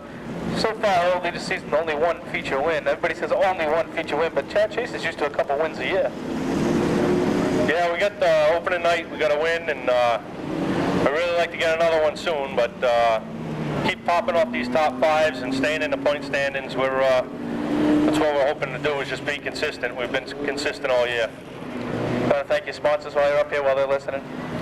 Definitely. We got a bunch of great sponsors on the car. Viveris Insurance, Arbella Insurance, McCarver Brother Auto Supply, Tika Ball Electric, Total Walden Supply, PDQ Printing, Brookline Machine. They've been a big help.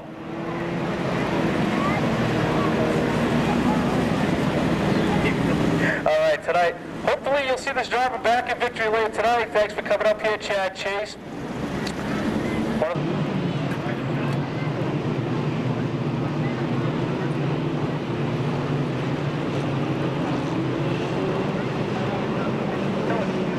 Just about set. DeJesus looks off the corner, quick, and here comes McClellan.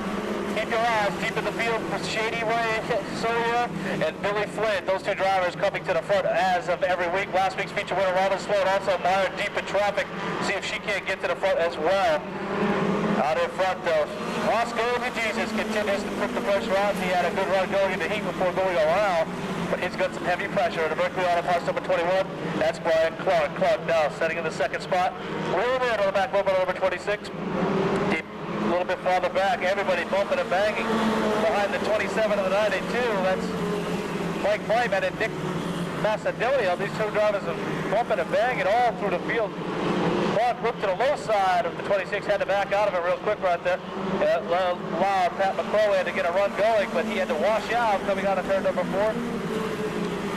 Brightman on the move with the number 27. Now takes over the 5th spot for Macedonio. He's bringing with him the 17 of LeMay and Shady Gray. The 94 Carrell brings the Long Wolf Seafood number 94 to the pit area. Tough break for her. Her night looks like it may be done. Action all over the racetrack. Everybody racing side by side. The 65 of McCrowan side by side with Brightman. Macedonio and Ray Sodia, Billy Flynn interpreted. McDermott sideways, looks like he's going to save it, but not before going through Francis Vendetti's grass. Looks like the truck may be shut off of the 84. Nope, he's got it fired. He's going to try to pull back out the other side. George Rigo getting a bump right there from the 43. Those two drivers, they both straightened out. They're both just trying to plug their way to the front. Racing all over the racetrack, deep in the field. Right away, there goes Brian Clark. He goes under DeJesus, now out in front. And the Berkeley Auto Parts, number 21 of Brian Clark, continuing to plug away. See if he can't go to the front. He's now out in front, see if he can't hold off the challenges. He has about a 4 truck length lead over DeJesus, who has about a 2 truck length lead over the 87 of Tracy Ouellette. Just tied by Brian Clark heads under the halfway mark. Halfway down, halfway to go for the youngster. Out of Seekonk, Massachusetts, and Billy Clark going number 21. His father still deep in the traffic. He's racing back there with Macedonio, Shepard, and Robin Sloan. Nick Macedonio may have what is considered to be one of the worst holding trucks right now. He continues to slide back with the number 92. Ginny Perry to the announcer's tower, please. Ginny Perry to the announcer's tower, if you can hear me, please. Racing all the way through. Keep your eyes deep in the pack. Now side by side, Tracy Ouellette in the 17 of Joe LeMay and the 28. National for one more day. That's Kevin Casper. Casper trying to get around the 27 appointment. They don't have too many more laps. The laps begin to wind on down. We'll have to wait and see what we can do. Roscoe to Jesus having the best run so far, running in the second spot. Roscoe continuing the 26 to run in the second spot, but he's going to get some pressure right about now from the 17 of Joe LeMay. 5 laps to go, this time by Brian Clark. It's 5 more times around. Roscoe to Jesus still running in the second spot. Joe LeMay in the third spot with the 17. Now, side by side, Tracy Ouellette into the 28 of Kevin Casper. Casper trying to get a run going up on the outside groove. We'll see what he can do. Back to the line. 4 more times around for Clark. He has about a half a straightaway lead over Roscoe to Jesus. And back deep in the pack, Ray Solia now racing with Brightman. He's underneath Dick Brightman. He's going to come off the corner. And he'll take the spot away from Mike Brightman.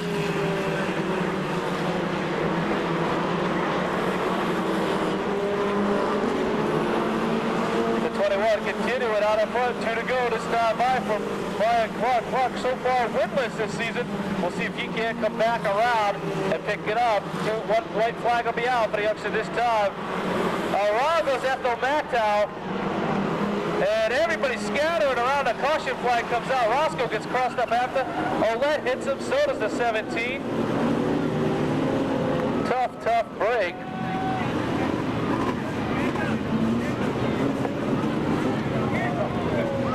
Pick up a win on your birthday weekend. But not only that, tomorrow Valerie and Kevin will be wed. So what a better way to have a weekend than getting a win on your birthday and getting married at the same time.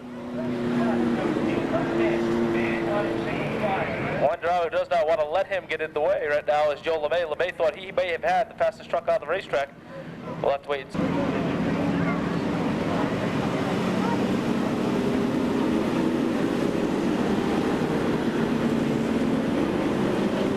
Oh, the field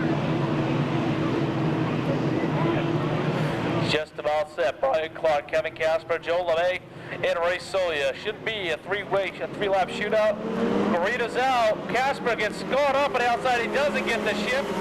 Clark gets away, and here comes Joe LeMay. Brian Clark trying to put some distance between himself and the rest of the field. Ray Sawyer off the pace on the outside. He's just sliding back. That's going to allow McCrowan and Flint to get by. White flag is out. Clark has one more time around, and about 2 truck lengths between him and the second and third place drivers. And just about down to Max Schaefer. He's going to leg it out directly Auto Parts. Seekonk Auto Body number 21. Back to the line. It's second generation driver Brian Clark to pick up the win. Too close to call for second. There's going to be Billy Flint. Fourth should be Ray Sawyer, but I couldn't call the second spot between Joe LeMay and Kevin Casper. But no question about it, the number 21 picks up the win. The Seekonk Auto Body, Berkeley Auto Parts, Arkansas Spring, number 21. For the second generation driver out of Seekonk, Massachusetts, it's Brian Clark. You're going to go quickly? Yeah. No. They're going to zero.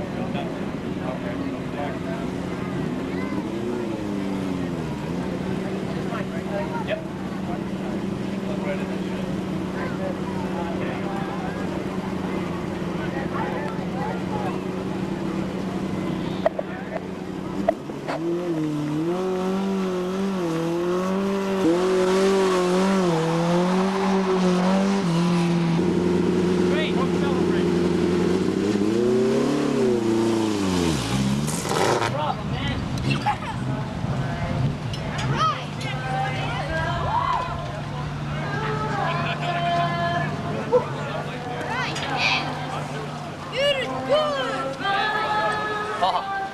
Hot Nice night. race. Thank you. Great race. Well, after a hot night, he's awful tired, getting out of the truck, all sweaty. Oh, man. Second generation driver, Brian Clark, congratulations. Thank you very much. Tough race out there? Oh, hot out there. Real hot tonight. The truck running extremely well tonight. Yeah, but it's been a long time coming. I mean, we've been running real good for a long time and just haven't got the brakes. Tonight was the night. You get a lot of support from your dad. I mean, your dad's been around since the beginning. I wouldn't be anywhere without him. This truck does run though. Your dad built this truck, you and your dad from the ground up. Does it make a big difference with a guy like him showing you all the ropes? Oh, sure. I mean, he's been on a long time. I mean, I've been helping him for a long time. It's a lot of experience here. I mean, I don't know what I could do without him. My father, my best friend. Where's Brian Clark look in the future? Do you think you're going to stay right here, or are you going to move up? This looks pretty good for right now. Gonna hang with my father. Whatever he does, that's where I'm going. All right, you want to thank the sponsors? Oh, I'd love to thank Berkeley Used Auto Parts. They've been great to us. Seekonk Auto Body, and definitely I Can Spring. Wouldn't be in Victory Lane without I Can Spring. All right, tonight's feature winner of the Seekonk Sport Trucks, ladies and gentlemen, second generation driver Brian Clark. There you go.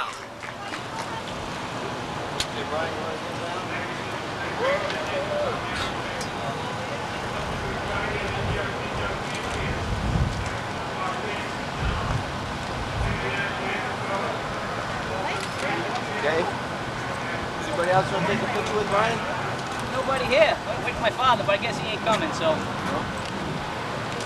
I could get him, that'd be great. Get him? Have your autograph? What time? Brian, want to go get him? Sure. Yeah, go get us. Go get him. I got some friends here waiting for Take him. a picture with him. All right, yeah. Nice Thank you. race. Awesome race. Thank you, thank you. Right in Great front. night. Find over here? Yeah, it's over there. That good over there? What do you want?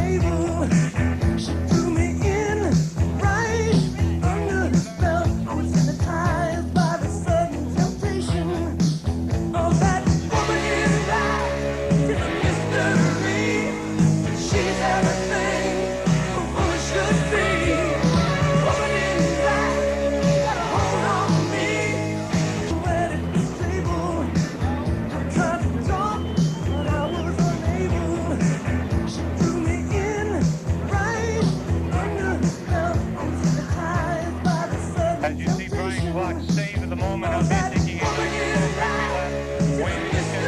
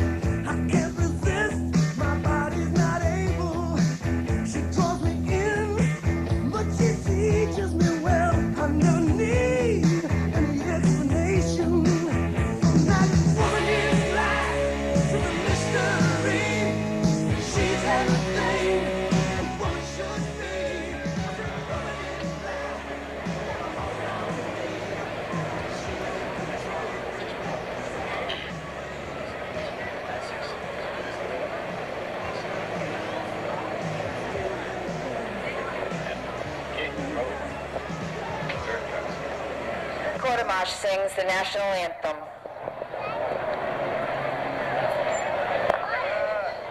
Oh, say, can you see by the dawn's early light what so proudly we hailed at the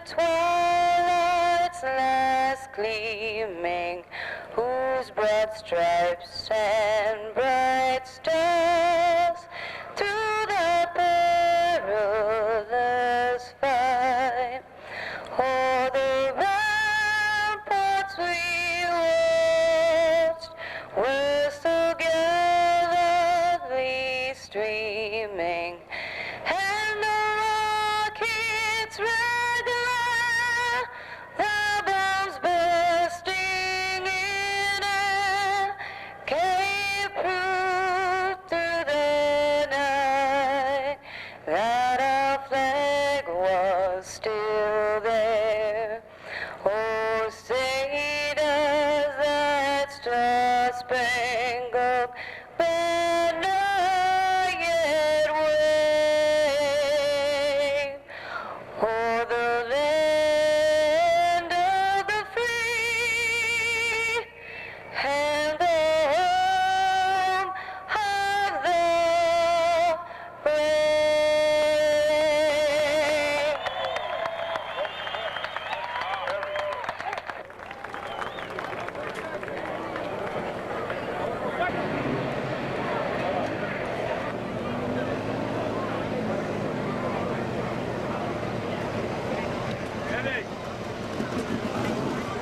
USAC Championship dirt car, previously driven by A.J. Foyt. That is, he's restored that car to its now condition, and anything Vic does usually is state of the art when he is finished with it. If you've ever seen any of Vic's cars on display anywhere, I'm sure that car will be on display at New Hampshire International Speedway in the upcoming weeks for vintage racing. And then behind Vic we have Carl Bug Stevens with Ellie Seymour. Bug's trying to dive on the inside there. And then trailing behind in that quarter midget is Boston Louis' grandnephew, Joey Micateri. So as the Seymour family shows, racing is carried on down through generations.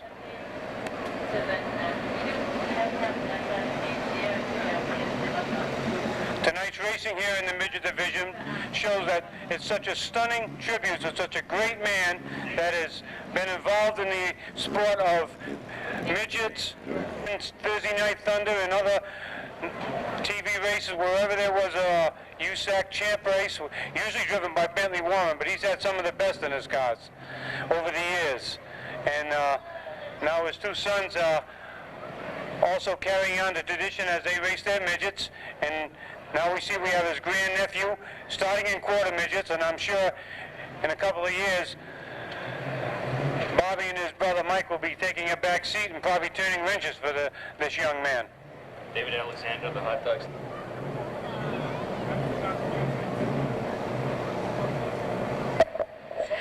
David Alexander, the hot dog stand. David Alexander to the hot dog stand. And now, inspecting the track surface, and fairly soon we will have 24 cars to push off to start the third annual Boston Louis Seymour race. Joining me in the booth, although he would much rather be on the track, missing the feature by just one spot tonight, is Derek Perniciglio, my co-voice of NEMA.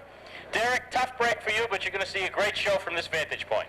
Yeah, it is too bad, but right now I've got the second best seat in the house.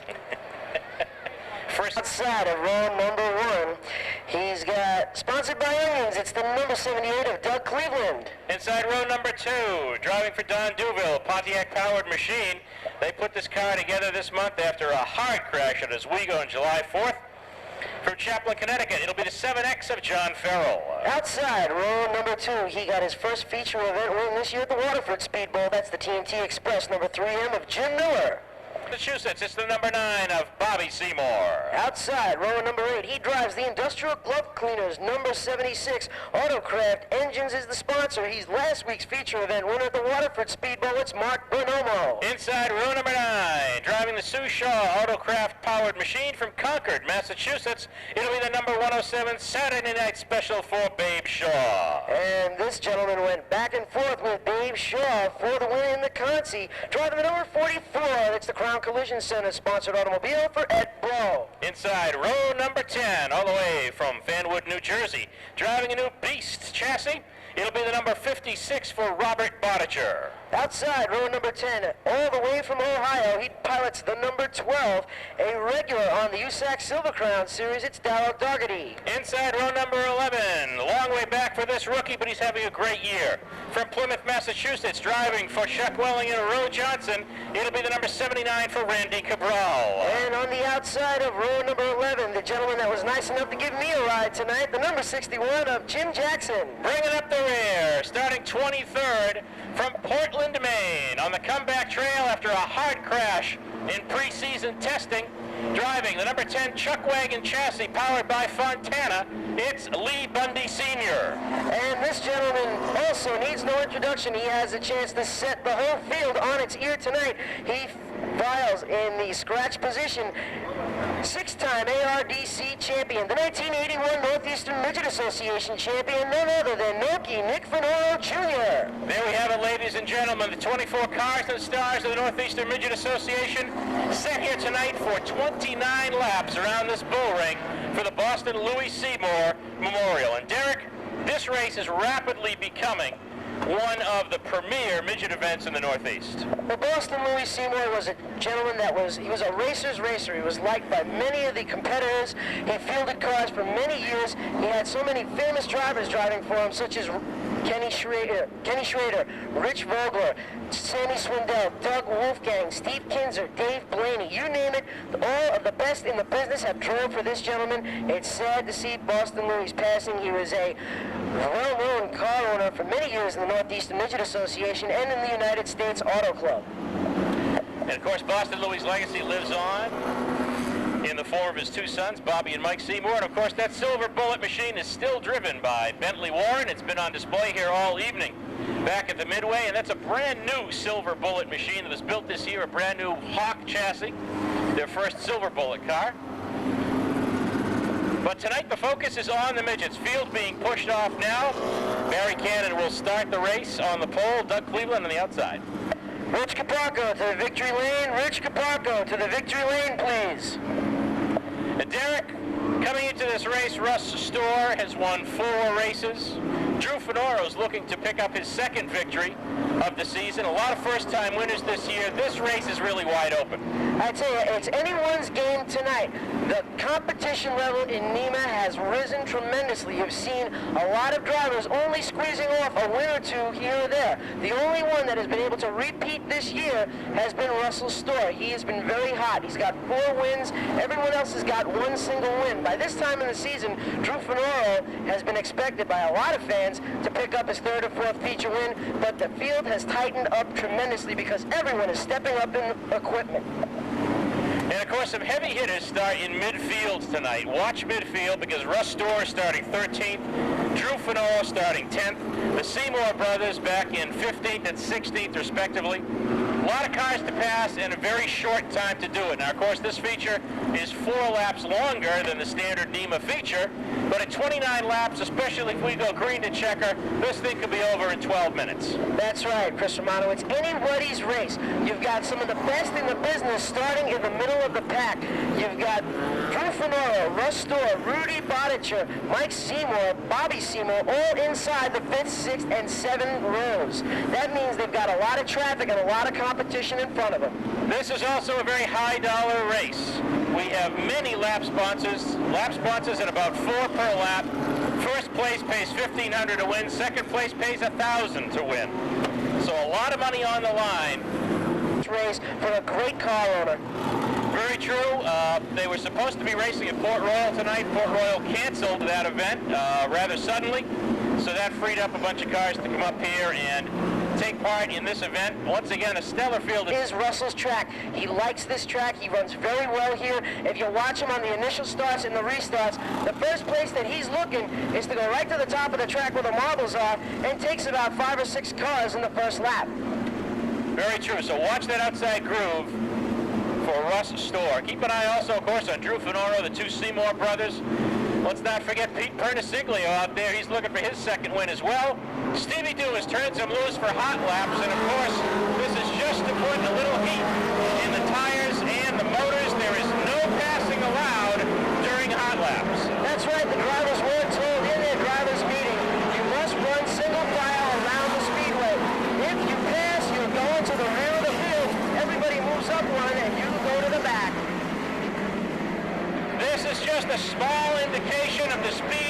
we're going to be seeing when they drop the green flag and we go racing here at the Boston Louis Memorial.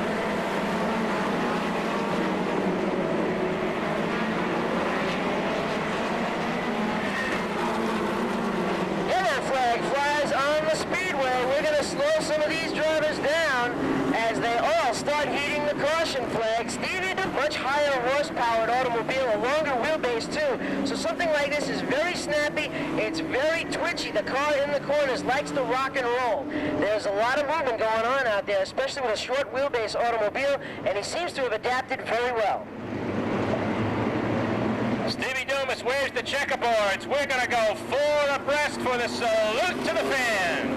Okay, ladies and gentlemen, as they come by, this time along the rack straightaway, wave your hats, wave your hands. Girls, wave whatever you got at the Northeastern Midget Association. They salute you, the fans, for coming out and supporting the Boston Louis Seymour Memorial Classic. This time by, come on, in turns 3 and 4, wave them high, because they're going to wave to you for 29 laps of green flag action. Down the front straightaway they go. Only the best go 4 abreast, and this is the best in the Northeast right here. Field will now resume their 2x2 formation when they reach the head of the main straight here. 4 abreast winged midgets, a beautiful sight on any racetrack, and especially here at Seekonk, the home of the Northeastern Midget Association. The first race ever for NEMA was held here Memorial Day weekend in 1953.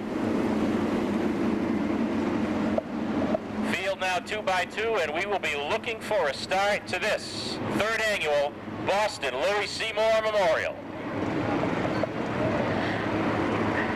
This is going to become the Belleville Nationals of the East, Chris Romano. I'm telling you, we're going to have some big names here next year.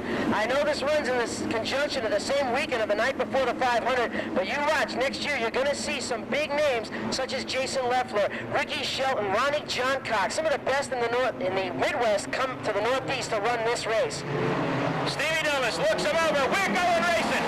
Cannon, shot like a cannon. Out in turn 1. Miller goes high, slots into 2nd, battles for 3rd. Look at Kittredge sliding around to the outside to 3rd. Who's going to lead him in the first lap, Derek? Well, they come off the 4th corner, 3x3, and they go into turn 1. Jim Miller's got the spot. He takes it over Barry Kittredge. 3rd spot is Barry Cannon with the number 69, with Lincoln Wall in 4th. Fanola already up to 5th. Keith Patello in 6th. Cleveland slips back to 7th. Where is Restore? Restore's around 10th place, but out front it is all Jim Miller. Jim Miller makes this well known as he starts to pull away from the rest of the field, but the man on the move right now is NEMA champion Drew Fanola, goes to the bottom of Glenn Cabral. He takes the 3rd spot away. Keith Patello on the move as well. He slots into 5th, going by Barry Cannon. Field stretching out nicely. It's not going to be too long, though, before Miller is going to be in lap traffic. Right there, cars moving and scattering all over the track. Wilson Store looking to get to the front in a hurry. He's working the high line of the speedway up 2 lanes as cars start moving and shaking through the track. Barry Kittredge in 2nd has a push that he didn't cure after the heat race. Drew Fanola closing in on 2nd for Kittredge.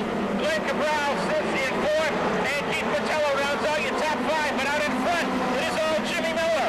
Right now, the 46 of Rudy Boniger Jr. looking to go after the number 38 of Keith Patello. Patello hauls him off the corner as they go down into turn number 3.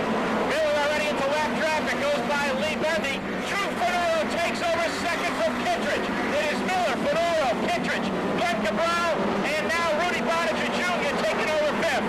Drew Fanola on the move in a hurry. He wanted this race win. He loves Boston Louis Seymour. He won the race last year, wants to win it for the 2nd time in a row. Black flag for Ed Rowe. The 44 is trailing smoke. Black flag by the starter. What is? As cars, as they move and shake through the corners, Noki Fanola with problems on that automobile. He slows it going down the back straightaway, losing spots. Falling behind desperately as cars start to scatter all over the speedway. Looking for the leader, Jim Miller, who sits out in front right now. But he's going to start getting overhauled by Drew Fanola very, very shortly. Rudy Boniger Jr. dives to the inside of Kittredge for 4th. Out front, it is still Miller. Drew Fanola in 2nd. Glenn Cabral holding down a strong 3rd as the leaders tread their their way through lap traffic. Now Boniger takes over fourth. Boniger now looking on Keith Patello. Patello now has Bobby Seymour in his sights. Seymour going back and forth with his cousin, Barry Kittredge. Kittredge has Boniger in front of him as here comes Mike Seymour underneath Keith Patello. He's working right after his brother Bobby Seymour. Halfway down already, and halfway to go for Jimmy Miller looking for feature win number 2. Drew Fernando and Glenn Cabral continue to hold on second and third respectively. Good run for Rudy Boniger in fourth. And now the number 21 is gotten back by the number 9. So it is Barry Kittredge in fourth. That's the race to watch on the Speedway. Right now, Kittredge and Seymour going back and forth 2 by 2 as they go into turn 3. Coming up on the lap traffic as Kittredge has got to back off it just a little bit. Bobby Seymour takes him on the high side. Kittredge files into line. And Kittredge is in the Seymour sandwich as Mike Seymour pulls up the challenge as well. But out front, it is still Jimmy Miller.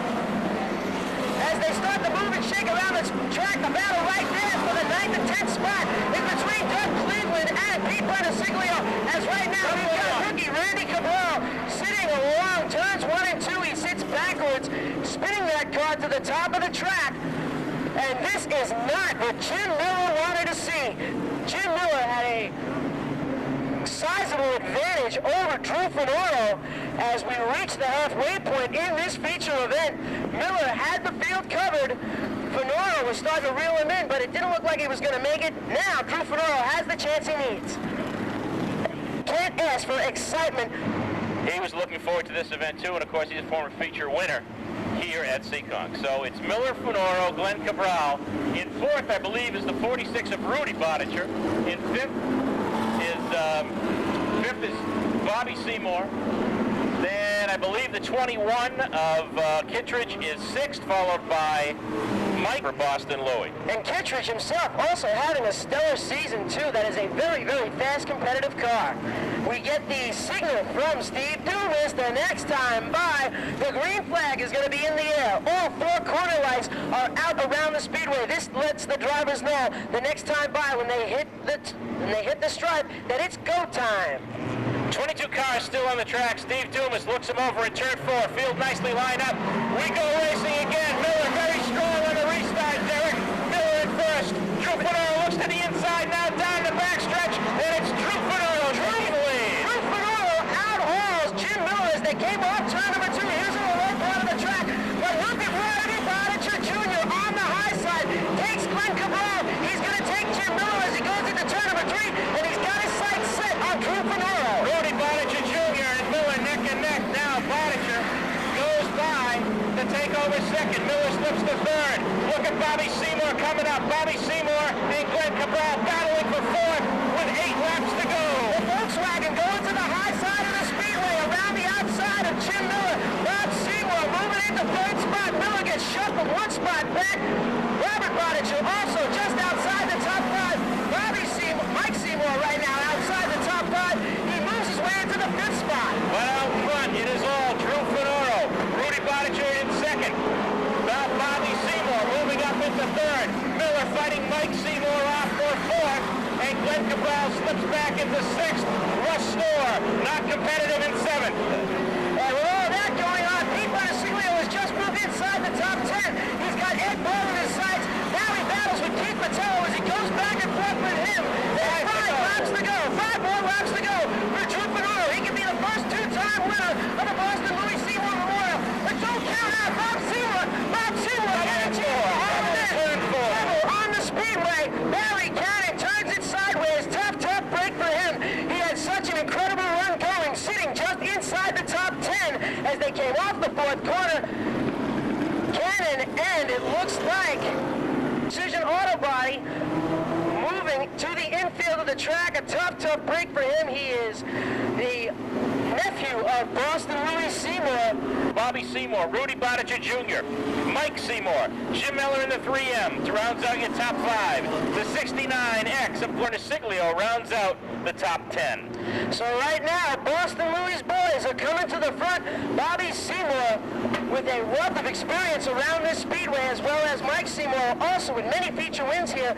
It looked like, with just a handful of laps to go, that Stevie Davis turns it loose. Bobby Seymour gets a good jump to the outside.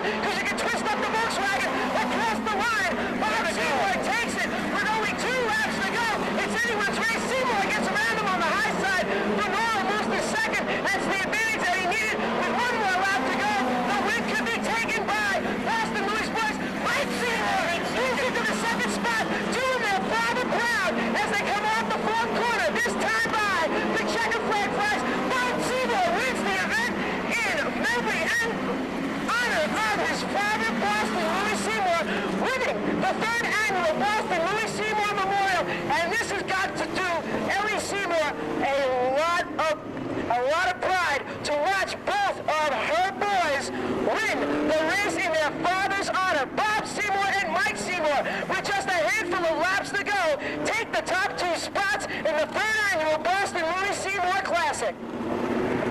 Well, you can't ask for a better story, a better race, a better ending to a race. After 3 years of trying, Bobby Seymour wins the race that is named for his father, Mike Seymour, a strong second. Seymour 1-2. And if they had to finish 1-2, Len Cabral held on to 8th, Keith Patello in 9th, and Pete Perniciglio rounded out your top 10. Again, that is unofficial. And a good run for Russ Storr with that last restart. It was the advantage that he needed. Doing his patented move to the outside, he took 2 cars that brought him inside the top 5, finishing 4th in the feature. But right there, you see it. The Scrivani Racing Seymour Enterprises number 9 Hawk chassis of Bob Seymour is now the man for tonight as he wins the race in his father's honor. And this has got to be doing Boston Louis proud. He's smiling down from above right now. Certainly is a good, strong run for Bobby Seymour. They have run strong all year. Of course, they haven't been able to make all of the NEMA events because they've been concentrating on the pavement shows and that Silver Crown machine. But nothing was going to stop them from being here, and certainly nothing stopped them from winning. Bobby Seymour being hoisted aloft now by his... This week. It was 46 car. I got guys looking at it. Was it only Cuban when he was running? Yeah. Hey, good run for the old man. It wasn't that good. Thanks a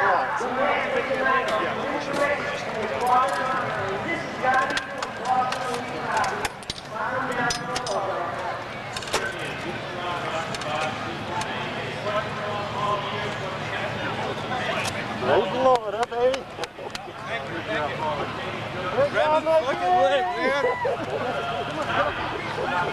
Hey, man, you fucking did it. You did it.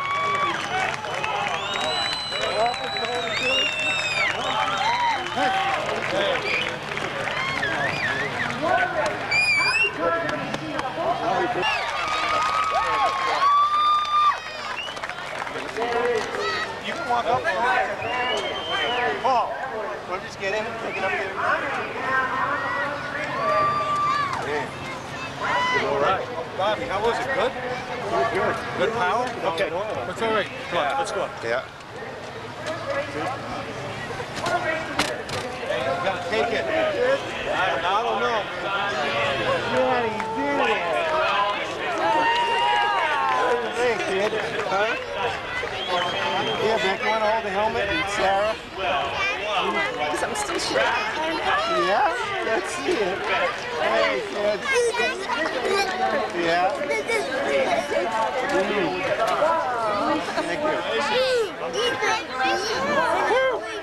That was a hard one, huh? Sure was. Hey, Dad.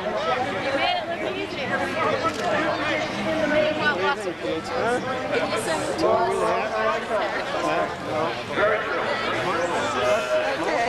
Good job, Bobby. Thanks, kid. That motor run like a baby. Okay. My car up, hopping over wheels. Oh, yeah. Get a nice move down here. Hey, we gotta take pictures. Ready? Let's take a nice move. Okay. All right. Hey, Mike. 25 years it took me a car to see car. Ready? Bring a car. It's gotta go up on town. Is this everybody here in the booth? All right, we're gonna do some more up in Victory Lane, so let's wrap it. All's well with it, well, yeah. Okay, Bob. Miss Ellie, Bob, come on, let's bring it up to Victory Lane and finish up here. Okay, come on, kids. Okay, let's go. You got me now for good, okay?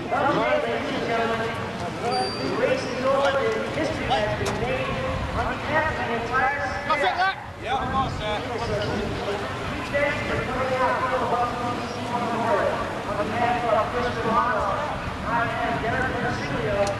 Thank you.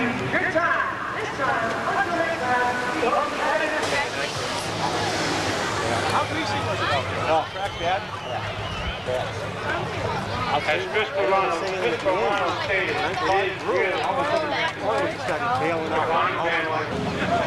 what do you think of that? Okay, let's go. We gotta go talk here. Oh man, that was a lot of fun. Thank you. Bob, you want to sit in the car? Congratulations, Bob. We know the left. Thank you, Dees. Oh man, I didn't even know I thought Mike was third. What a show. Oh man. Thanks for all the room, brother. I know you're probably a little fast. I know. No, you can water all over my right rear. Yeah, right. But if it wasn't, you know, and I told you, all the lifters are good for 7,800. I know. And I said, there it is. I said, if I let him go and make it obvious, I said, really? Plus, running and then he guys know he should have seen him. Oh yeah. Memorial Day, congratulations, Bobby Seymour. Well, I'll tell you what. You know, you always talk about what was your best win. There's no doubt now. You know, we've won a few races in our days, and but no one in Boston was watching this one and guiding us through because we weren't as good as it looked. We had to struggle, and the track got a little oily there at the end, and Drew was bailing some water out. I don't know what his problem was, but he was overheating and just kind of covering us up with water.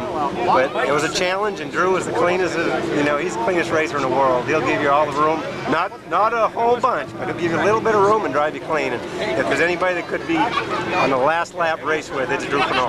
And I didn't know that Mike got by him on the last lap, so you know, that's just more fun. A little more fitting than the brothers finishing first and second on their dad's side. Well, I'll tell you what, there was 32 competitors here tonight, and there wasn't one of them that was thinking that that was going to happen. They all were shooting for it, and they all were, last week at Waterford, everybody was gearing up for this race, and we weren't fortunate enough to run it. We were out running the car, the Silver Crown car out at IRP, and didn't have a whole lot of time to work on these things, but we got some pretty good help. Driving from Mike Scrivani this year has been great, and Don DeLapp and my brother just put a new motor together for us, and it was awesome, and the Autocraft motor was just had all the power we needed. The Hawk chassis was working great, and we want to thank Hoosier Tires and all the people that helped us out, Power Mist Racing Fuel, and we got to thank Boston, because I'll guarantee you, he was guiding that thing, telling me what not to do out there, what to do on the car, and you could just feel it in the air. And I kind of knew we were going to win. I don't want to say those things, but I really had a feeling we were going to win this thing, and it was a good one to win. Congratulations. Steve from Synergen. Going to come in and make a presentation. I'm going to hand the mic over to Chris Romano. He's going to take care of it. We need some of that, Steve. Congratulations. Okay, thank you. It was a pleasure. Go ahead. We have a special presentation for Bobby Seymour here, celebrating a win in the 3rd annual Boston Louis Seymour Memorial. On behalf of Synergen Oil, I'd like to present this to the winner, Bobby Seymour. Congratulations. Thank you. Thank you, Steve. We use Synergen in this thing, and that's what makes it run so good. We use the gear oil and the motor oil, and we even happen to sell this stuff at the store. So if you guys really want to go fast, you better get on the Synergen. I think we ought to have Helen. And now let's bring in the spark plug of the outfit, Mrs. Vendetti, who has 4 awards for Bobby Seymour. Congratulations, Oh, Bobby. thank It's a you. beautiful race. Well, I'll tell you, it's a great facility you got here. We really love racing here. She's here. I'm just not sure. Right over there. Bring her in. Bobby. Wow. Go ahead, say a few words. There we go. We have the Rich Midgets here this evening, and I'm very happy for you and your family. Pleasure. Well, thank you very much, Ms. Vendetti. I'll tell you, there is no finer racetrack in the world to race at than Seekonk Speedway for these midgets, and we enjoy it every time we come. We haven't been too successful here in the past, but 9 times we've been second, and this is my first win, and it couldn't have come in a better time. So thank you very much. Very well. Yeah. What we miss? Bobby, this is for the car owner. The car owner, Mike. Here he is. All right, Mike. All right, Mike. Back in victory lane.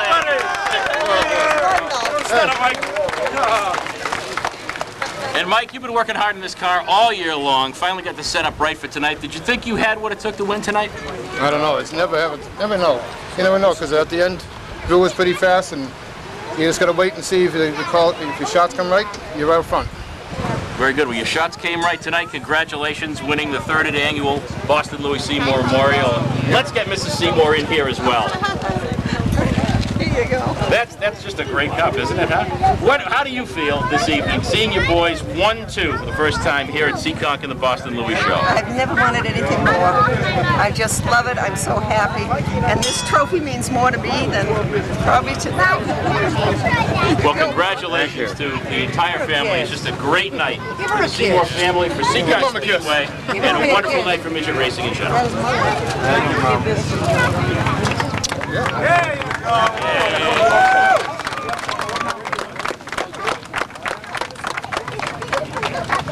Hey, Sarah and Becky, you got to hold these things. They're kind of heavy. Come here.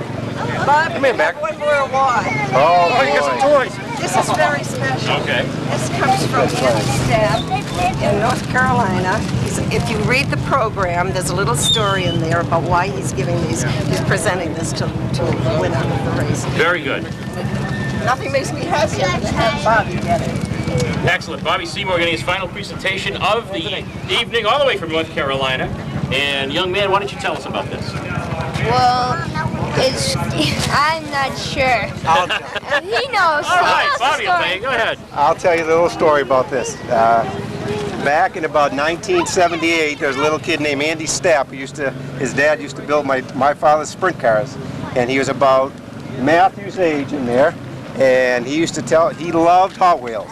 So he said, Andy, if I ever win a championship, I'll buy you a whole case of Hot Wheels. Well, Andy got a little old. We didn't win any championships for a while, and then finally when we did, Andy was a little too old for Hot Wheels, so he never got his Hot Wheels.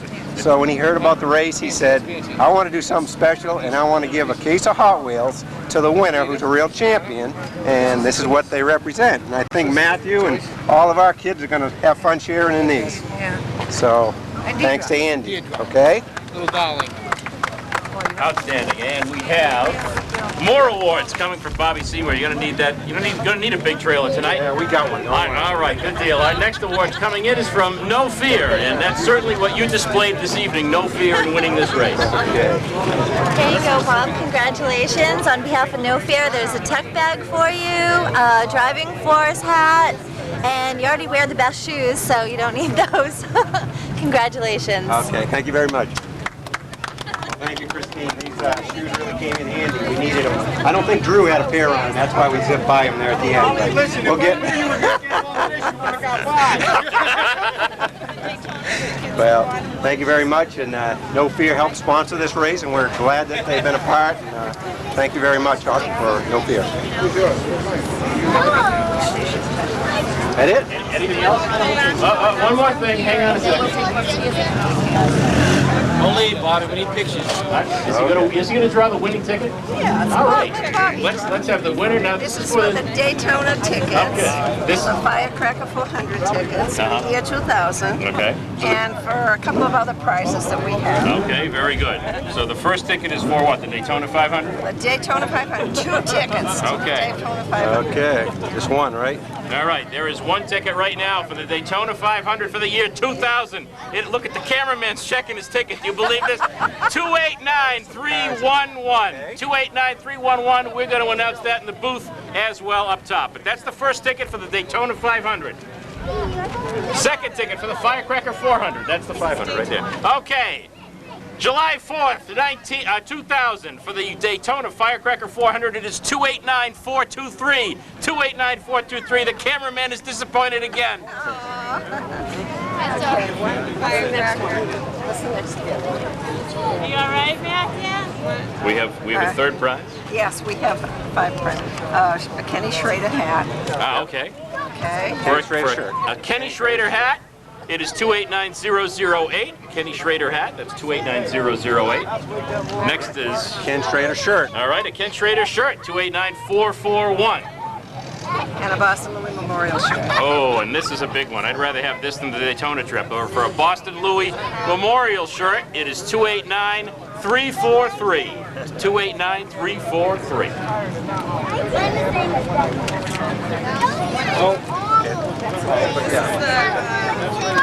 This is is for the drivers and car owners. You got your gloves on, Matt? Have a separate raffle. Okay. And it's for different things.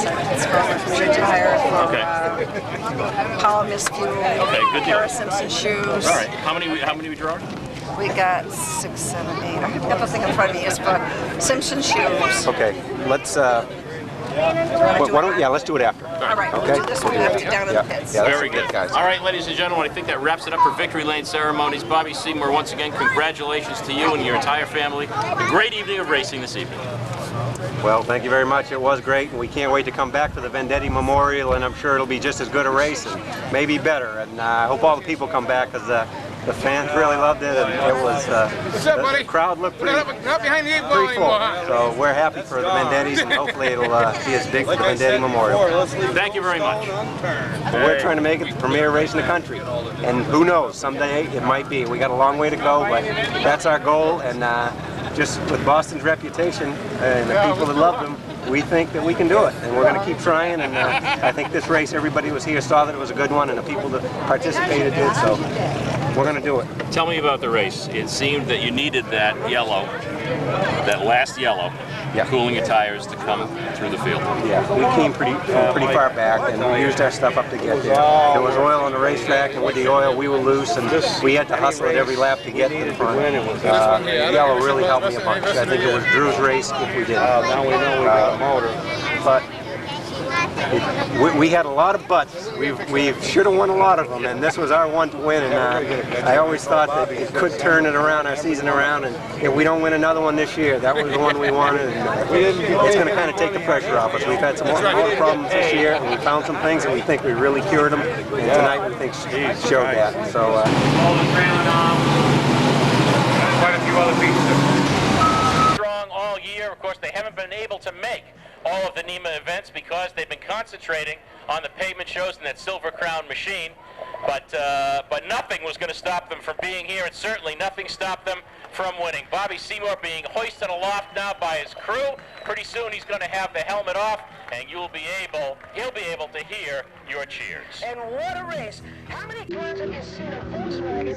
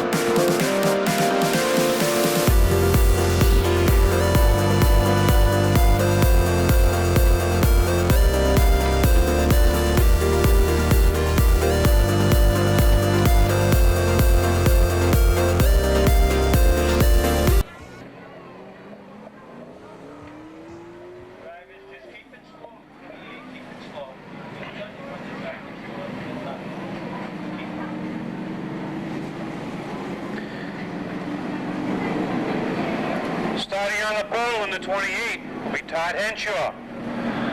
Outside of Todd in the 87, out of Seekonk, Mass, Mike Cavallaro.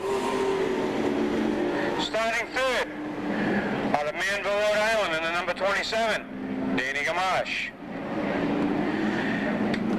Next we have in the 15, out of Burrillville, Rhode Island, in the Industrial Electric, number 15, Mike Hassel. Inside the third row,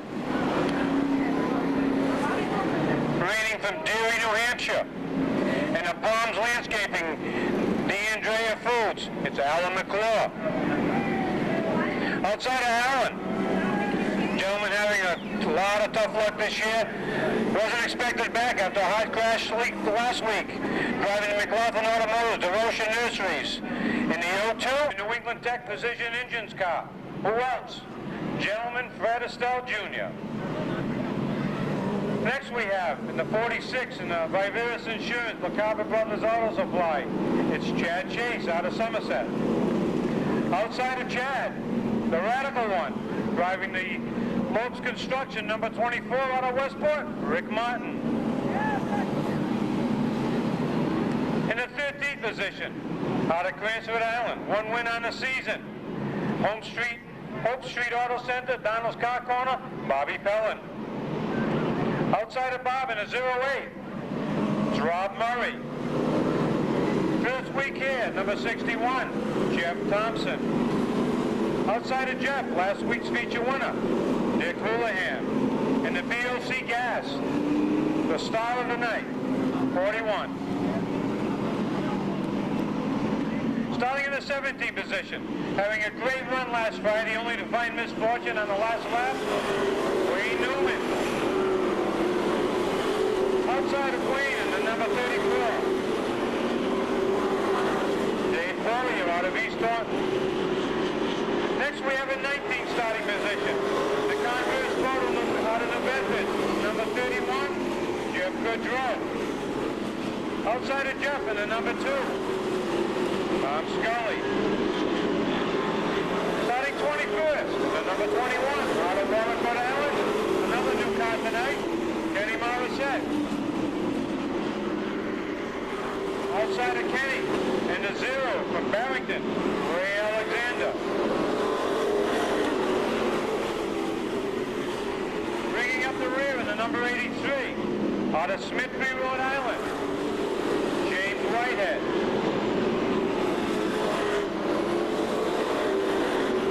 You notice we have a few cars missing tonight. Vinny Anaruru and Bobby Tripp are both serving a 2-week suspension for altercations on the Speedway last week. And the number 3 of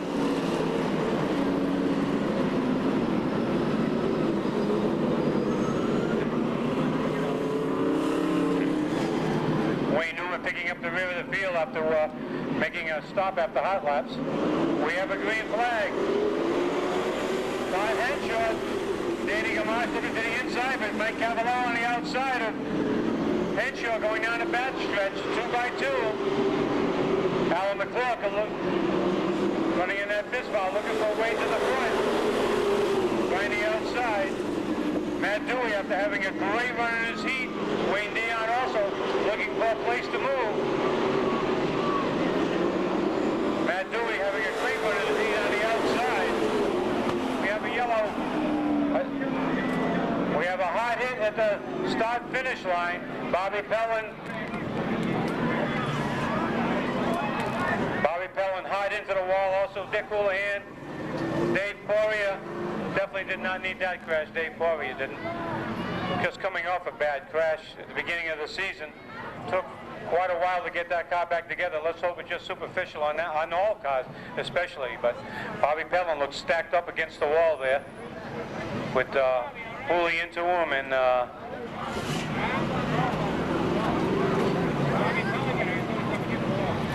Jeff Thompson, a new car here tonight, also involved in that accident.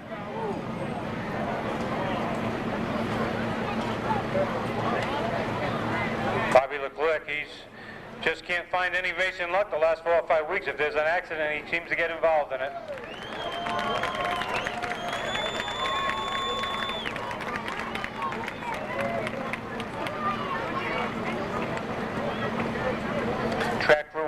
assessing the situation here.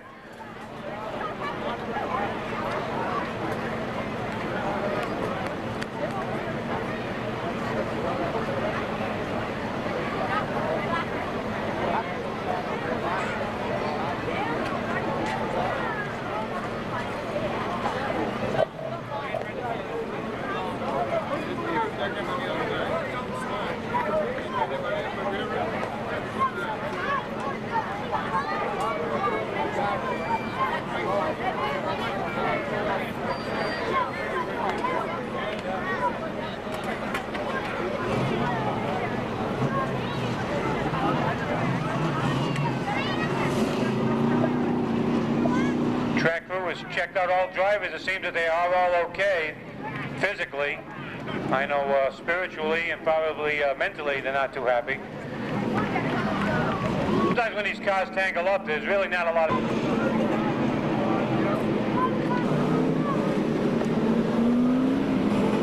4 weeks. Not that it's been his fault, but boy, if there's been an accident, it's found his number 42. And Ellis already down that trackside. He's talking with his driver, Dick Houlihan. Ellis, a pro stock driver in his own right here at the Seekonk Speedway, former track champion. Now, after having a shoulder injury, putting Dick Houlihan behind the wheel, he's down there talking to Dick to see how bad the car really is. The 27 of Danny Gamache, the 15 of Mike Hassel, Mike Cavallaro, and the 28 of Todd Henshaw, as well as the 83 of Whitehead and the 21 of Kenny Morissette. All these cars have not picked up feature wins so far this season. Wayne used to run that Jeff Gordon paint scheme.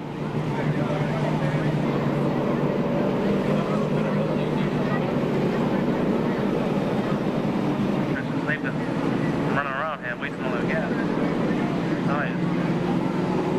As you see them pulling that number 12 away, that right rear tire, it's stuffed pretty far under the rear quarter, so you know all the trailing arms and quite a few other pieces have been pretty bad under that vehicle. As well as I'm sure the rear end on that car and the drive shaft, it goes right forward when you take a shot like that, so tough break for that team. As we said, Pellin already... It'll be a tribute to the crew if they can get that back out here. Looks like a possible flat left rear tire, and we know the right front must be flat because it was sitting down kind of low. Back of the field, Martin and his team and his own car, his teammate with Freddie Estella on board, Wade Dion looking to pick up another win. Just about set the field, rolls off the corner. Here comes Todd Henshaw. Henshaw down at the 1 and 2. Here comes Cavallaro up on the outside groove. Not for long, he slips up, and that gives the space to the number 15 of Mike Hassel. Henshaw leading him out now. Cavallaro trying that outside groove, want to get some momentum going, trying to pass Henshaw on the outside. Looks like he's got it. He slipped back on the initial start, but he's got some horsepower. Now he's got some bite coming out of that 4 turn on the outside of Henshaw, taking it right around Henshaw, giving Todd a lot of room so there'd be no contact as they go through the corners and down the front straightaway. Right now, the outside Mike Cavallaro looking for that outside groove still as he's trying to gain some headway on Todd Henshaw. Henshaw fighting back on the inside with Mike Hassel and Danny Gamache sitting back. Thompson off the pace with a 61. Looks like he got it back into gear, and the car rejoined the field. Back out in front. Cavallaro looking on the outside as he tries to take the spot. He's ahead. If he tries, now he drops down on the inside. Oh, he let it loose. He wasn't quite in the spot. He tried to cut too much, and the car got loose on him. There was no contact from anyone. He just lost it. Cavallaro now on the inside, trying to... Gamache takes a shot at the outside with Manchester and Wayne Dion biding their time and waiting their spot so they can make their move. Henshaw, as we said, having the best run of his career, now reassumes the front, but he's going to get some heavy pressure. Here comes the 80 Custom Speed number 27 of Danny Gamache. Gamache now to the outside, and this is just about the way Mike Cavallaro did it. Remember, he slipped up, so we'll see if Danny Gamache can get the bite on the outside groove. Cavallaro looking up, down, as they go down that straightaway, looking for a place where he can make a move, and there just is no place for him to go. He had a shot. Maybe he'll get a second chance, but he slipped up as he had that lead in the feature. As these guys are racing side by side, it's slowing the rest of the field down just a little bit. And what that's doing is allowing Wayne Dion of the 95 of Billy Manchester now to pull up and try to get into the top 5. Cavallaro now, as Gamache fades back, this will give Gamache another shot to the outside as he jumps to the outside. Gamache taking,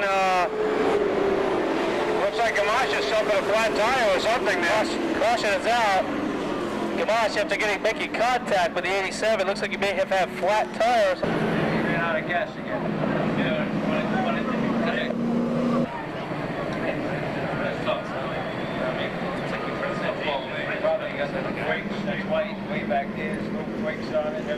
Hoping that he'll get that second shot on the outside of Todd that he had before, and hopefully that he can keep it gathered up so that he doesn't get into that loose situation.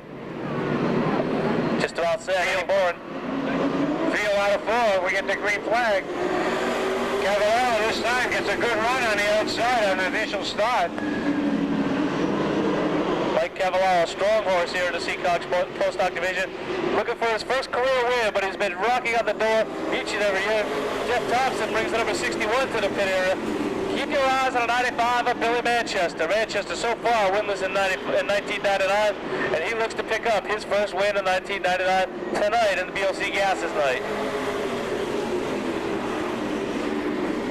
Yeah, Billy in 95, he's tried everything he can to try for a win. There's not a more dedicated person out there. It's just that Billy just does have the racing guys with him.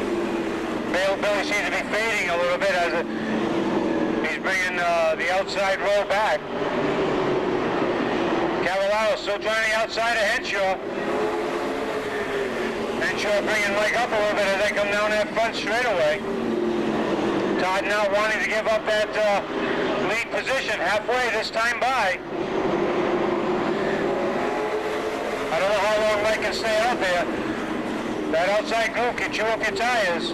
Mike fading a little bit now as we see. This helps Mike Hassel. Maybe Mike Hassel could try that outside groove if Cavallaro fades far enough. The worst problem with Mike Cavallaro fading to the outside is back. Billy Manchester, Wayne Dion, and Rick Barta are all in the outside groove. If he continues to fade back, sooner or later he's going to stop to push back the top 3 cars on the outside. Better start Matt Dewey on that inside groove, moving forward as the outside lane isn't going where it should go. The outside lane is just drifting backward. Mike Hassel dives to the inside of Todd Henshaw. Todd opened the door and Mike through. That's what Mike was looking for. Down the bottom side. McClure gets loose as he goes into that corner. Tough. Al McClure just went in real hard in the back end. After coming back after some pretty bad accidents so far this year, he was having the best run of 99 before this happened. Field looking for the green as they come through turn 4. Henshaw leads the way again. Hassel on the outside. Mike has a lot of momentum with that number 15 as he goes to the outside with Matt Dewey and Wayne D on the outside groove this time. Maybe the outside road will be the way to go. Hassel taking a wide stance on that front straightaway, giving Todd Henshaw plenty of room. So far tonight, Mike Hassel has a problem. Every time he gets in the lead, he seems to get taken out of the lead, whether by accident or sometimes by his own miscue. But Mike should never lead a race, except for the last lap. It's Todd by one of these 2 drivers may pick up their first career Pro Stock win. If not, it could be the long dog, Matt Dewey. One of these guys better make a move because on the outside groove, running in the 4th spot now, looking for the 4th spot, it's Dion, Wayne Dion. Mike Hassel still staying in the outside groove. Now he drops down as he's cleared the 28 of Henshaw. This leaves the room open for Matt Dewey, Wayne Dion, and then outside for the train to go by. 10 more laps around for Mike Hassel in the Industrial Electric number 15. Matt Dewey, Wayne Dion, Rick Martin, Fred Estelle in that outside groove looking to make go forward.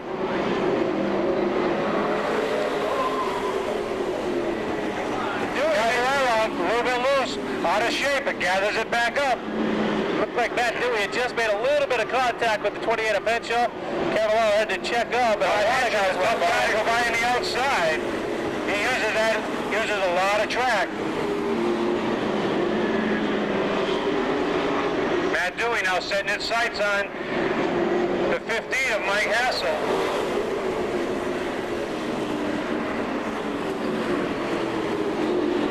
Mike running that half a groove up, not really giving you a lot of room on the bottom, which is the way to run Seekonk Speedway.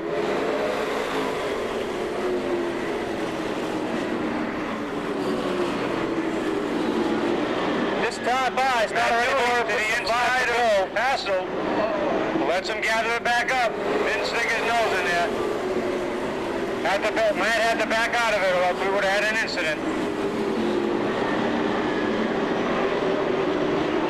Comes Dion. Dion on the outside. Keep your eyes on that fluorescent number 99. Here comes the G Lopes construction team of Rick Martin and Freddie Estelle. Time starting to wind down. Can Mike Hassel hold on for his first ever career Pro Stock win, or will it be Wayne Dion making it 3 on the season? Hassel still leading, but Dion gathering up. 2 to go this time by. Will Wayne be able to do it? Will Mike Hassel be able to hold him off? Mike will have to make that 15 awful wide. He'll make that 15. Wayne gathering up down the backstretch. Inching by, inching by, inching by. Wayne gathers it up down the front straightaway. Got that lead spot as they go into that first turn on the white flag lap. Mike Hassel finishing second as they come out of that fourth turn. Wayne Dion, Mike Hassel, Rick Martin, not Dewey. Henshaw, then Freddie Estelle, and Mike Cavallaro. Wayne Dion coming back after a bad crash last week, using 2 wreckers to take that vehicle off. Worked all hard. Okay. A tribute to his crew, and I know they worked hard. Because I know Wayne Dion. Wayne drove for me many years ago, and I know he is a die-hard racer, and he's very meticulous, as you can see, and he's really come into his own this year with that new Dale short chassis race car. Wayne struggled with the car he's been running for the last 3 or 4 seasons. Clean down a little bit. I want to bring the street cars out. I want to bring them out. I want to get going with it. Win number 3 on the season for Wayne Dion. The first one here at Seekonk, the 3-peat. Being congratulated by assistant starter Rocky, who is also a friend of Wayne's.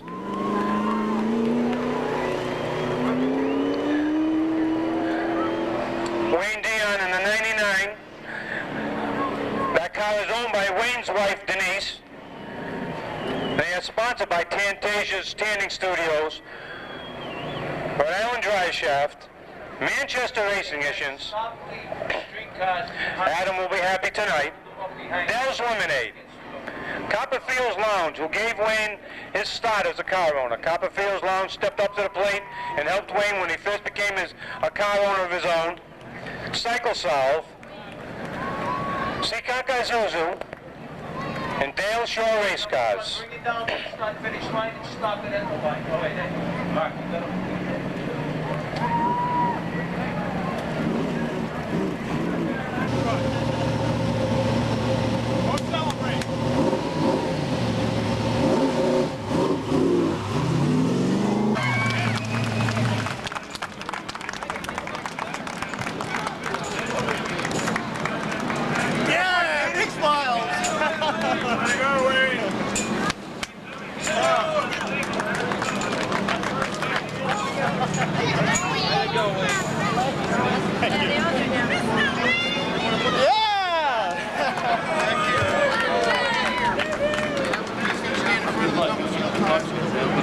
What's that? Good luck. Yeah, I guess so.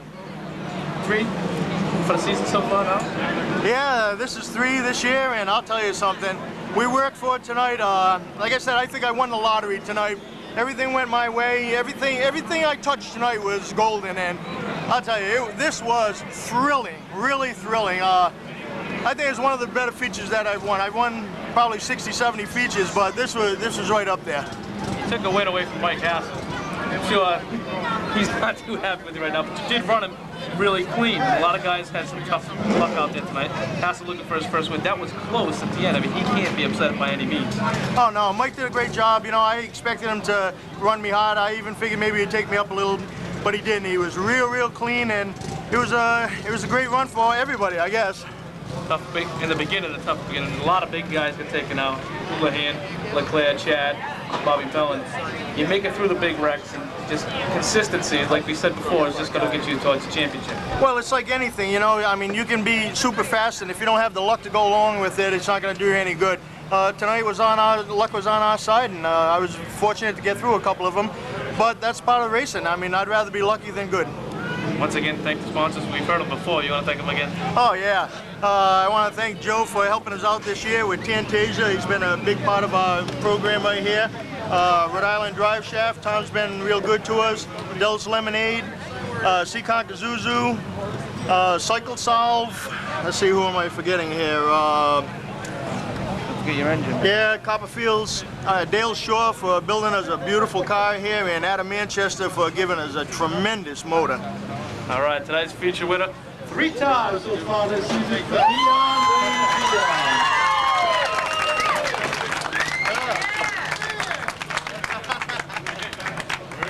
Oh, I forgot to thank you, Justin. Sorry.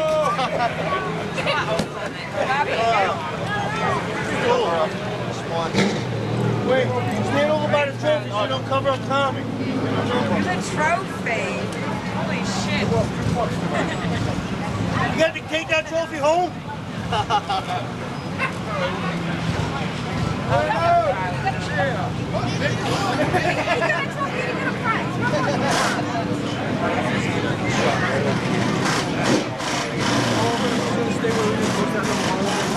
Good job, Wade. Thank you.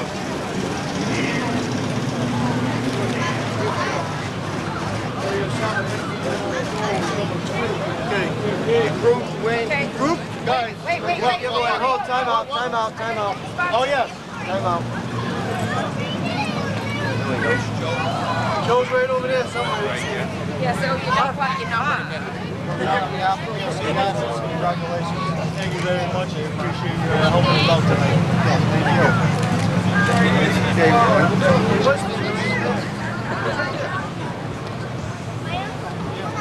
Hey, it even says 99 in trophy.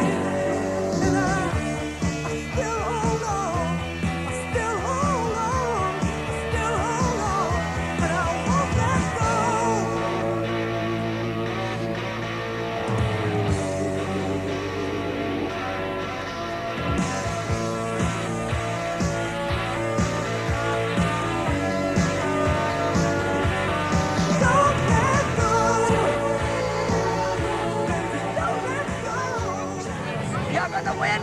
Got a real big fan over here. Right here. She wants to give me a big hug and a kiss. I was just rooting for you all Good job, night Wayne. long. Thank you.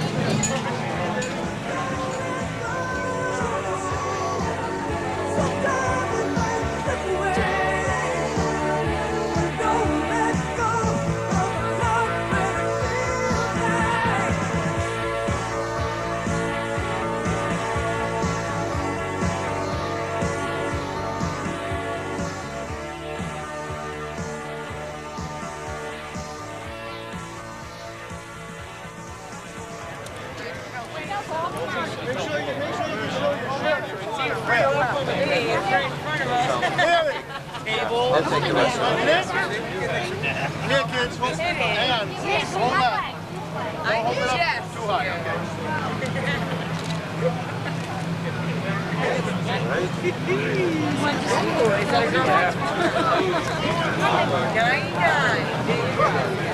Boy, Wayne.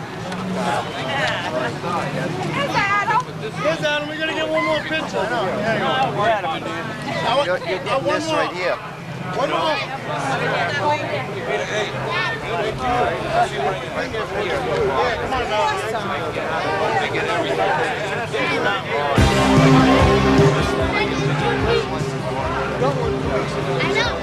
There's a piano.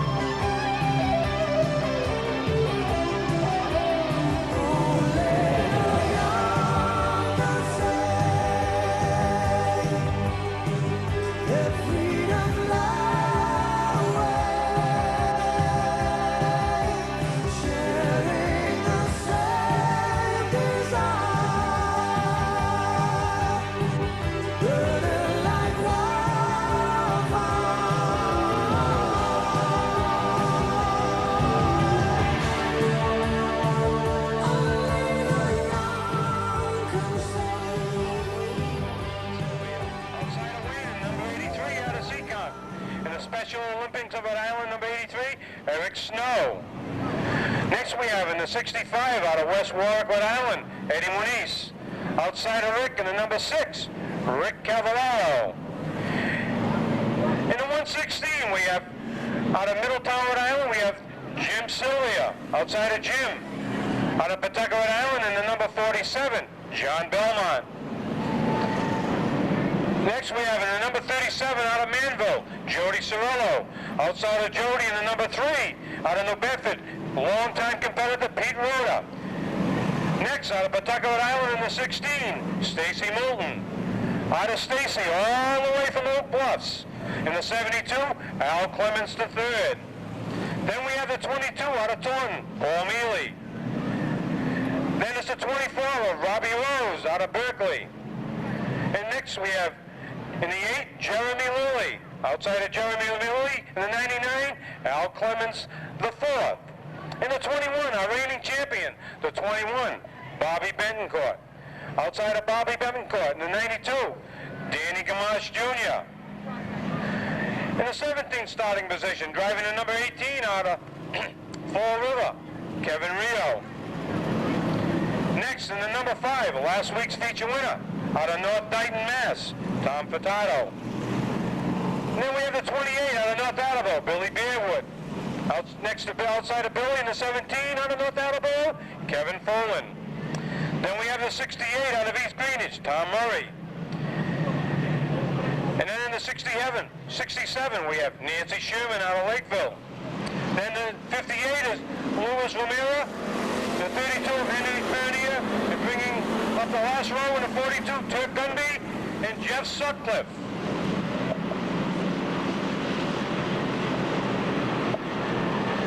Wayne Silliott leading the field on that first lap in that number 1, the Red Wing shoes. And we have Eric Snow.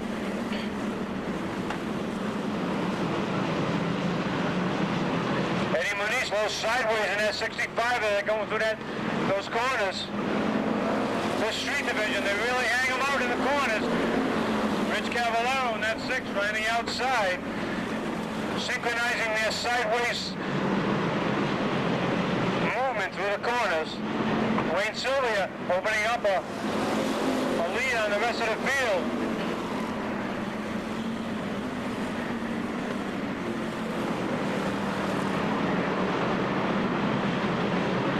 Eric Snow hanging in there for second.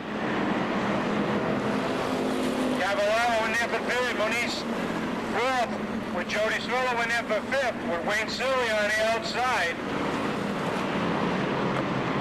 Sylvia continued to hang on the lead. And you have Bobby Betancourt. Outside Bobby. They call him the rim rider. If there's not a hole on the bottom, he rides the rim. Most of the time he makes it, sometimes he doesn't.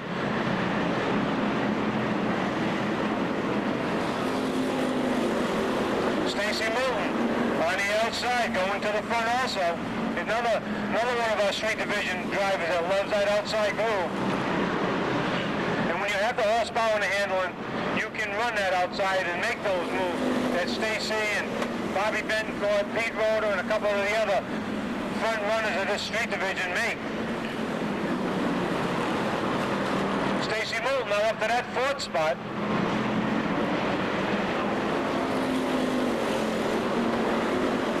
Kevin Folan in the 17, and I believe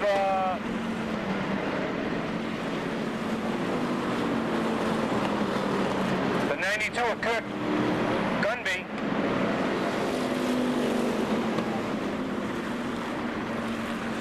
Don Furtado on that outside too, looking to come back from that feature wins position so he can, when you start that far back, you have to run the outside. Halfway this time by, Wayne Sylvia continued to hold on to lead over Eric Snow, but Stacy Moulton making a charge to the front. He's up to that 3rd position now. Rick Cavallaro hanging in there for 4th with Eddie Moniz still in that 5th position. Jody Cirillo 6th, Pete Rhoda 7th. Moulton up to that 2nd position now, just hanging it out there, going forward. When they have that open track, they can really hang it out there. Pete Pete Rhoda on the outside of Paul Mealy with Eddie Moniz sliding it sideways, a tangle. Pete Rhoda turned around on the backstretch. And past someone went out hitting them. And they progressed on. Green. Wayne Silvio with Stacy Moulton on the outside. Eric Stone at third spot. Moulton looking on the outside. Moulton trying on the outside of Silvio again as they come out of that fourth turn, just hanging it out there. Wayne Silvio not wanting to give it up easy. Wayne hasn't won here, so he's looking for that first win. Sometimes you're over-aggressive, but when you're the leader, you want to... Jeremy Lilly around sideways, Tommy Furtado also. No contact, but it did cause a yellow. Okay, all yours. Pick up the pace. Let's go. Pick it up a little bit. Go with them, everybody. 116. Move it up. Bring it up. Stacy Moulton looking to add to his win list this year.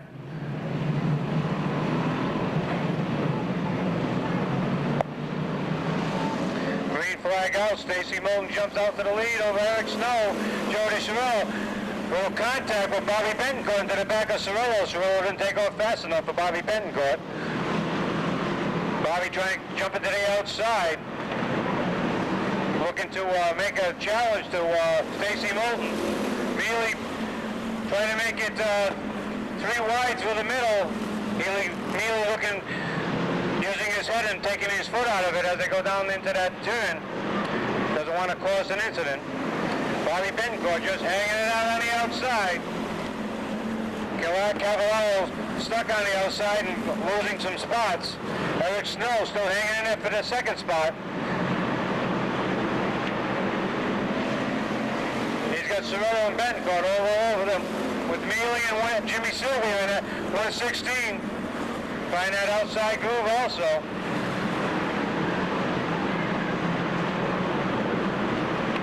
Stacy Moulton opening up a comfortable lead over that Eric Snow. Now Betancourt in there for second.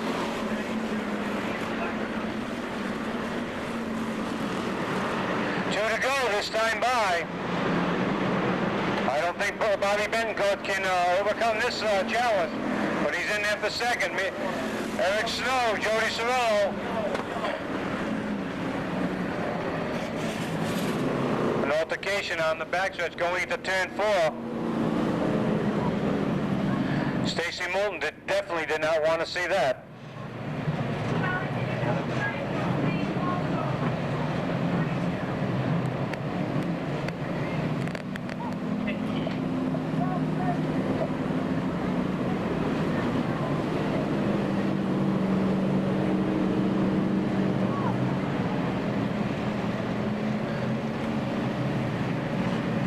Looks like we had 3 vehicles involved in that, and they're all green. This time by, it's going to go green.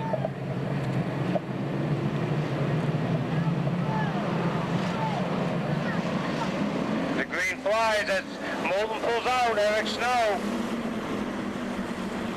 Bobby Betancourt looking for any spot he can get to get around Stacy Moulton.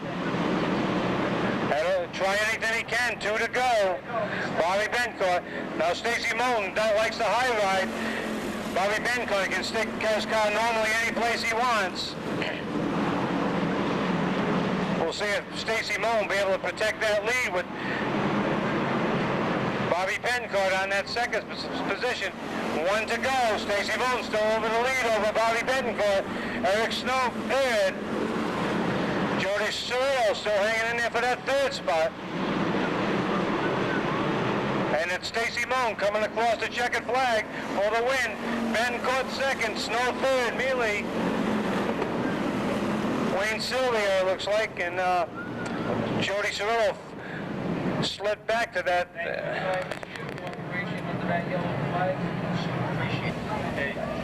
He doesn't really know.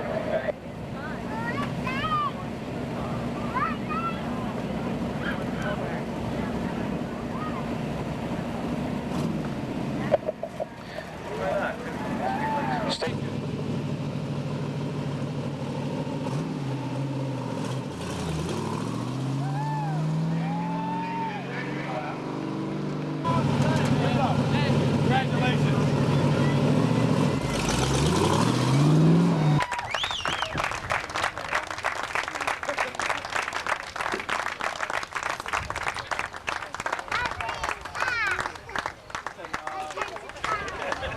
Some fun on that one.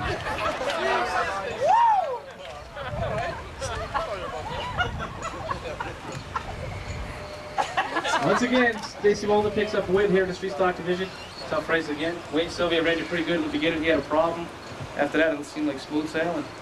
Yeah, Wayne, I appreciate it because a couple weeks ago when we won, we passed him on the outside, and Wayne drove me clean, and I knew he'd do it again. It's just unfortunate that he had to break. I don't know. This one's for my wife. Well, sorry, my wife to be tomorrow. We're getting married tomorrow, so nothing else has gone right this week. So hopefully this will make a turnaround. I want to thank my sponsors: Cat Country, Prey Trucking, Countryside Signs, Meineke, South Attleboro Power Computer Systems, Nats, for an unbelievable motor in this thing. Goodman's Auto Repair, Magazoo Auto Body for putting the paint on it. And our new sponsor, Victory Lane.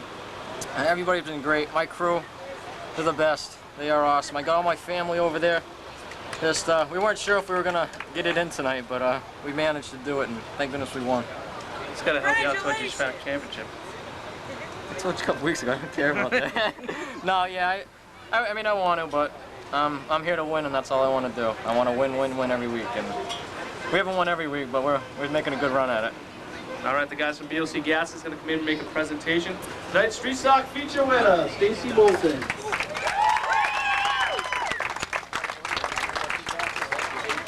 Thank you very much. Come on, turn around right over here. There you go. Good.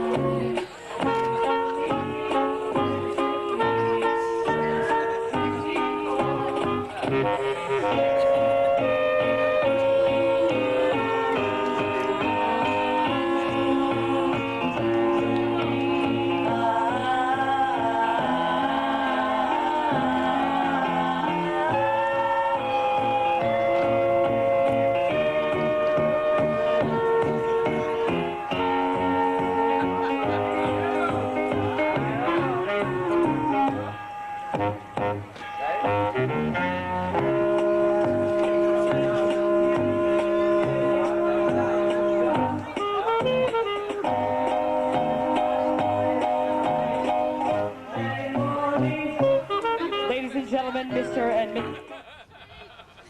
Better get him next to you. Best man ain't wet yet. Hell no.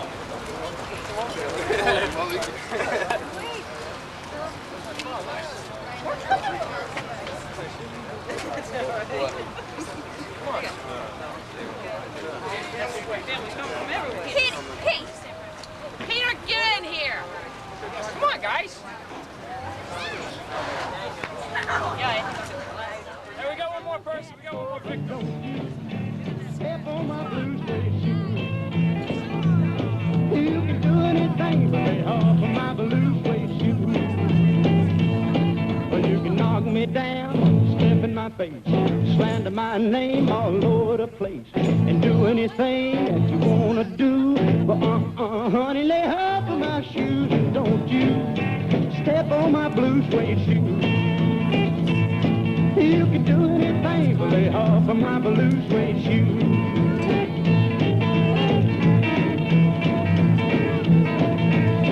Oh, let's go, cat.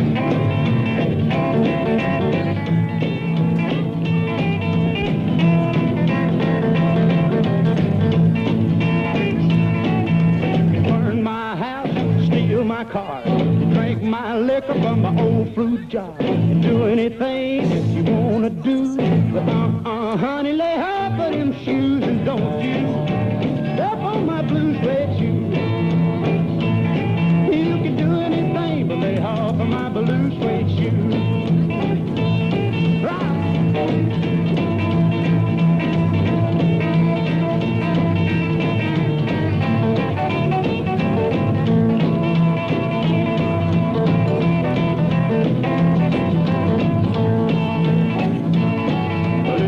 For the money, two for the show.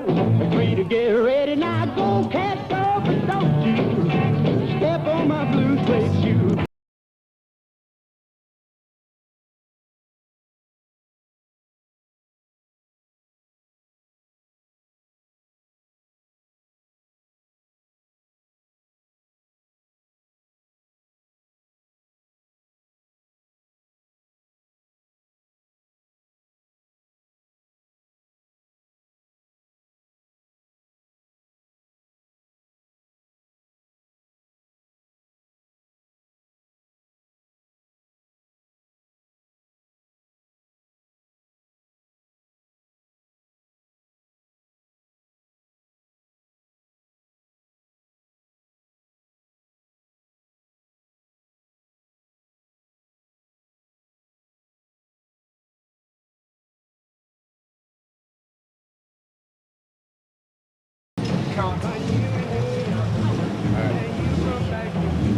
Thanks, Bob.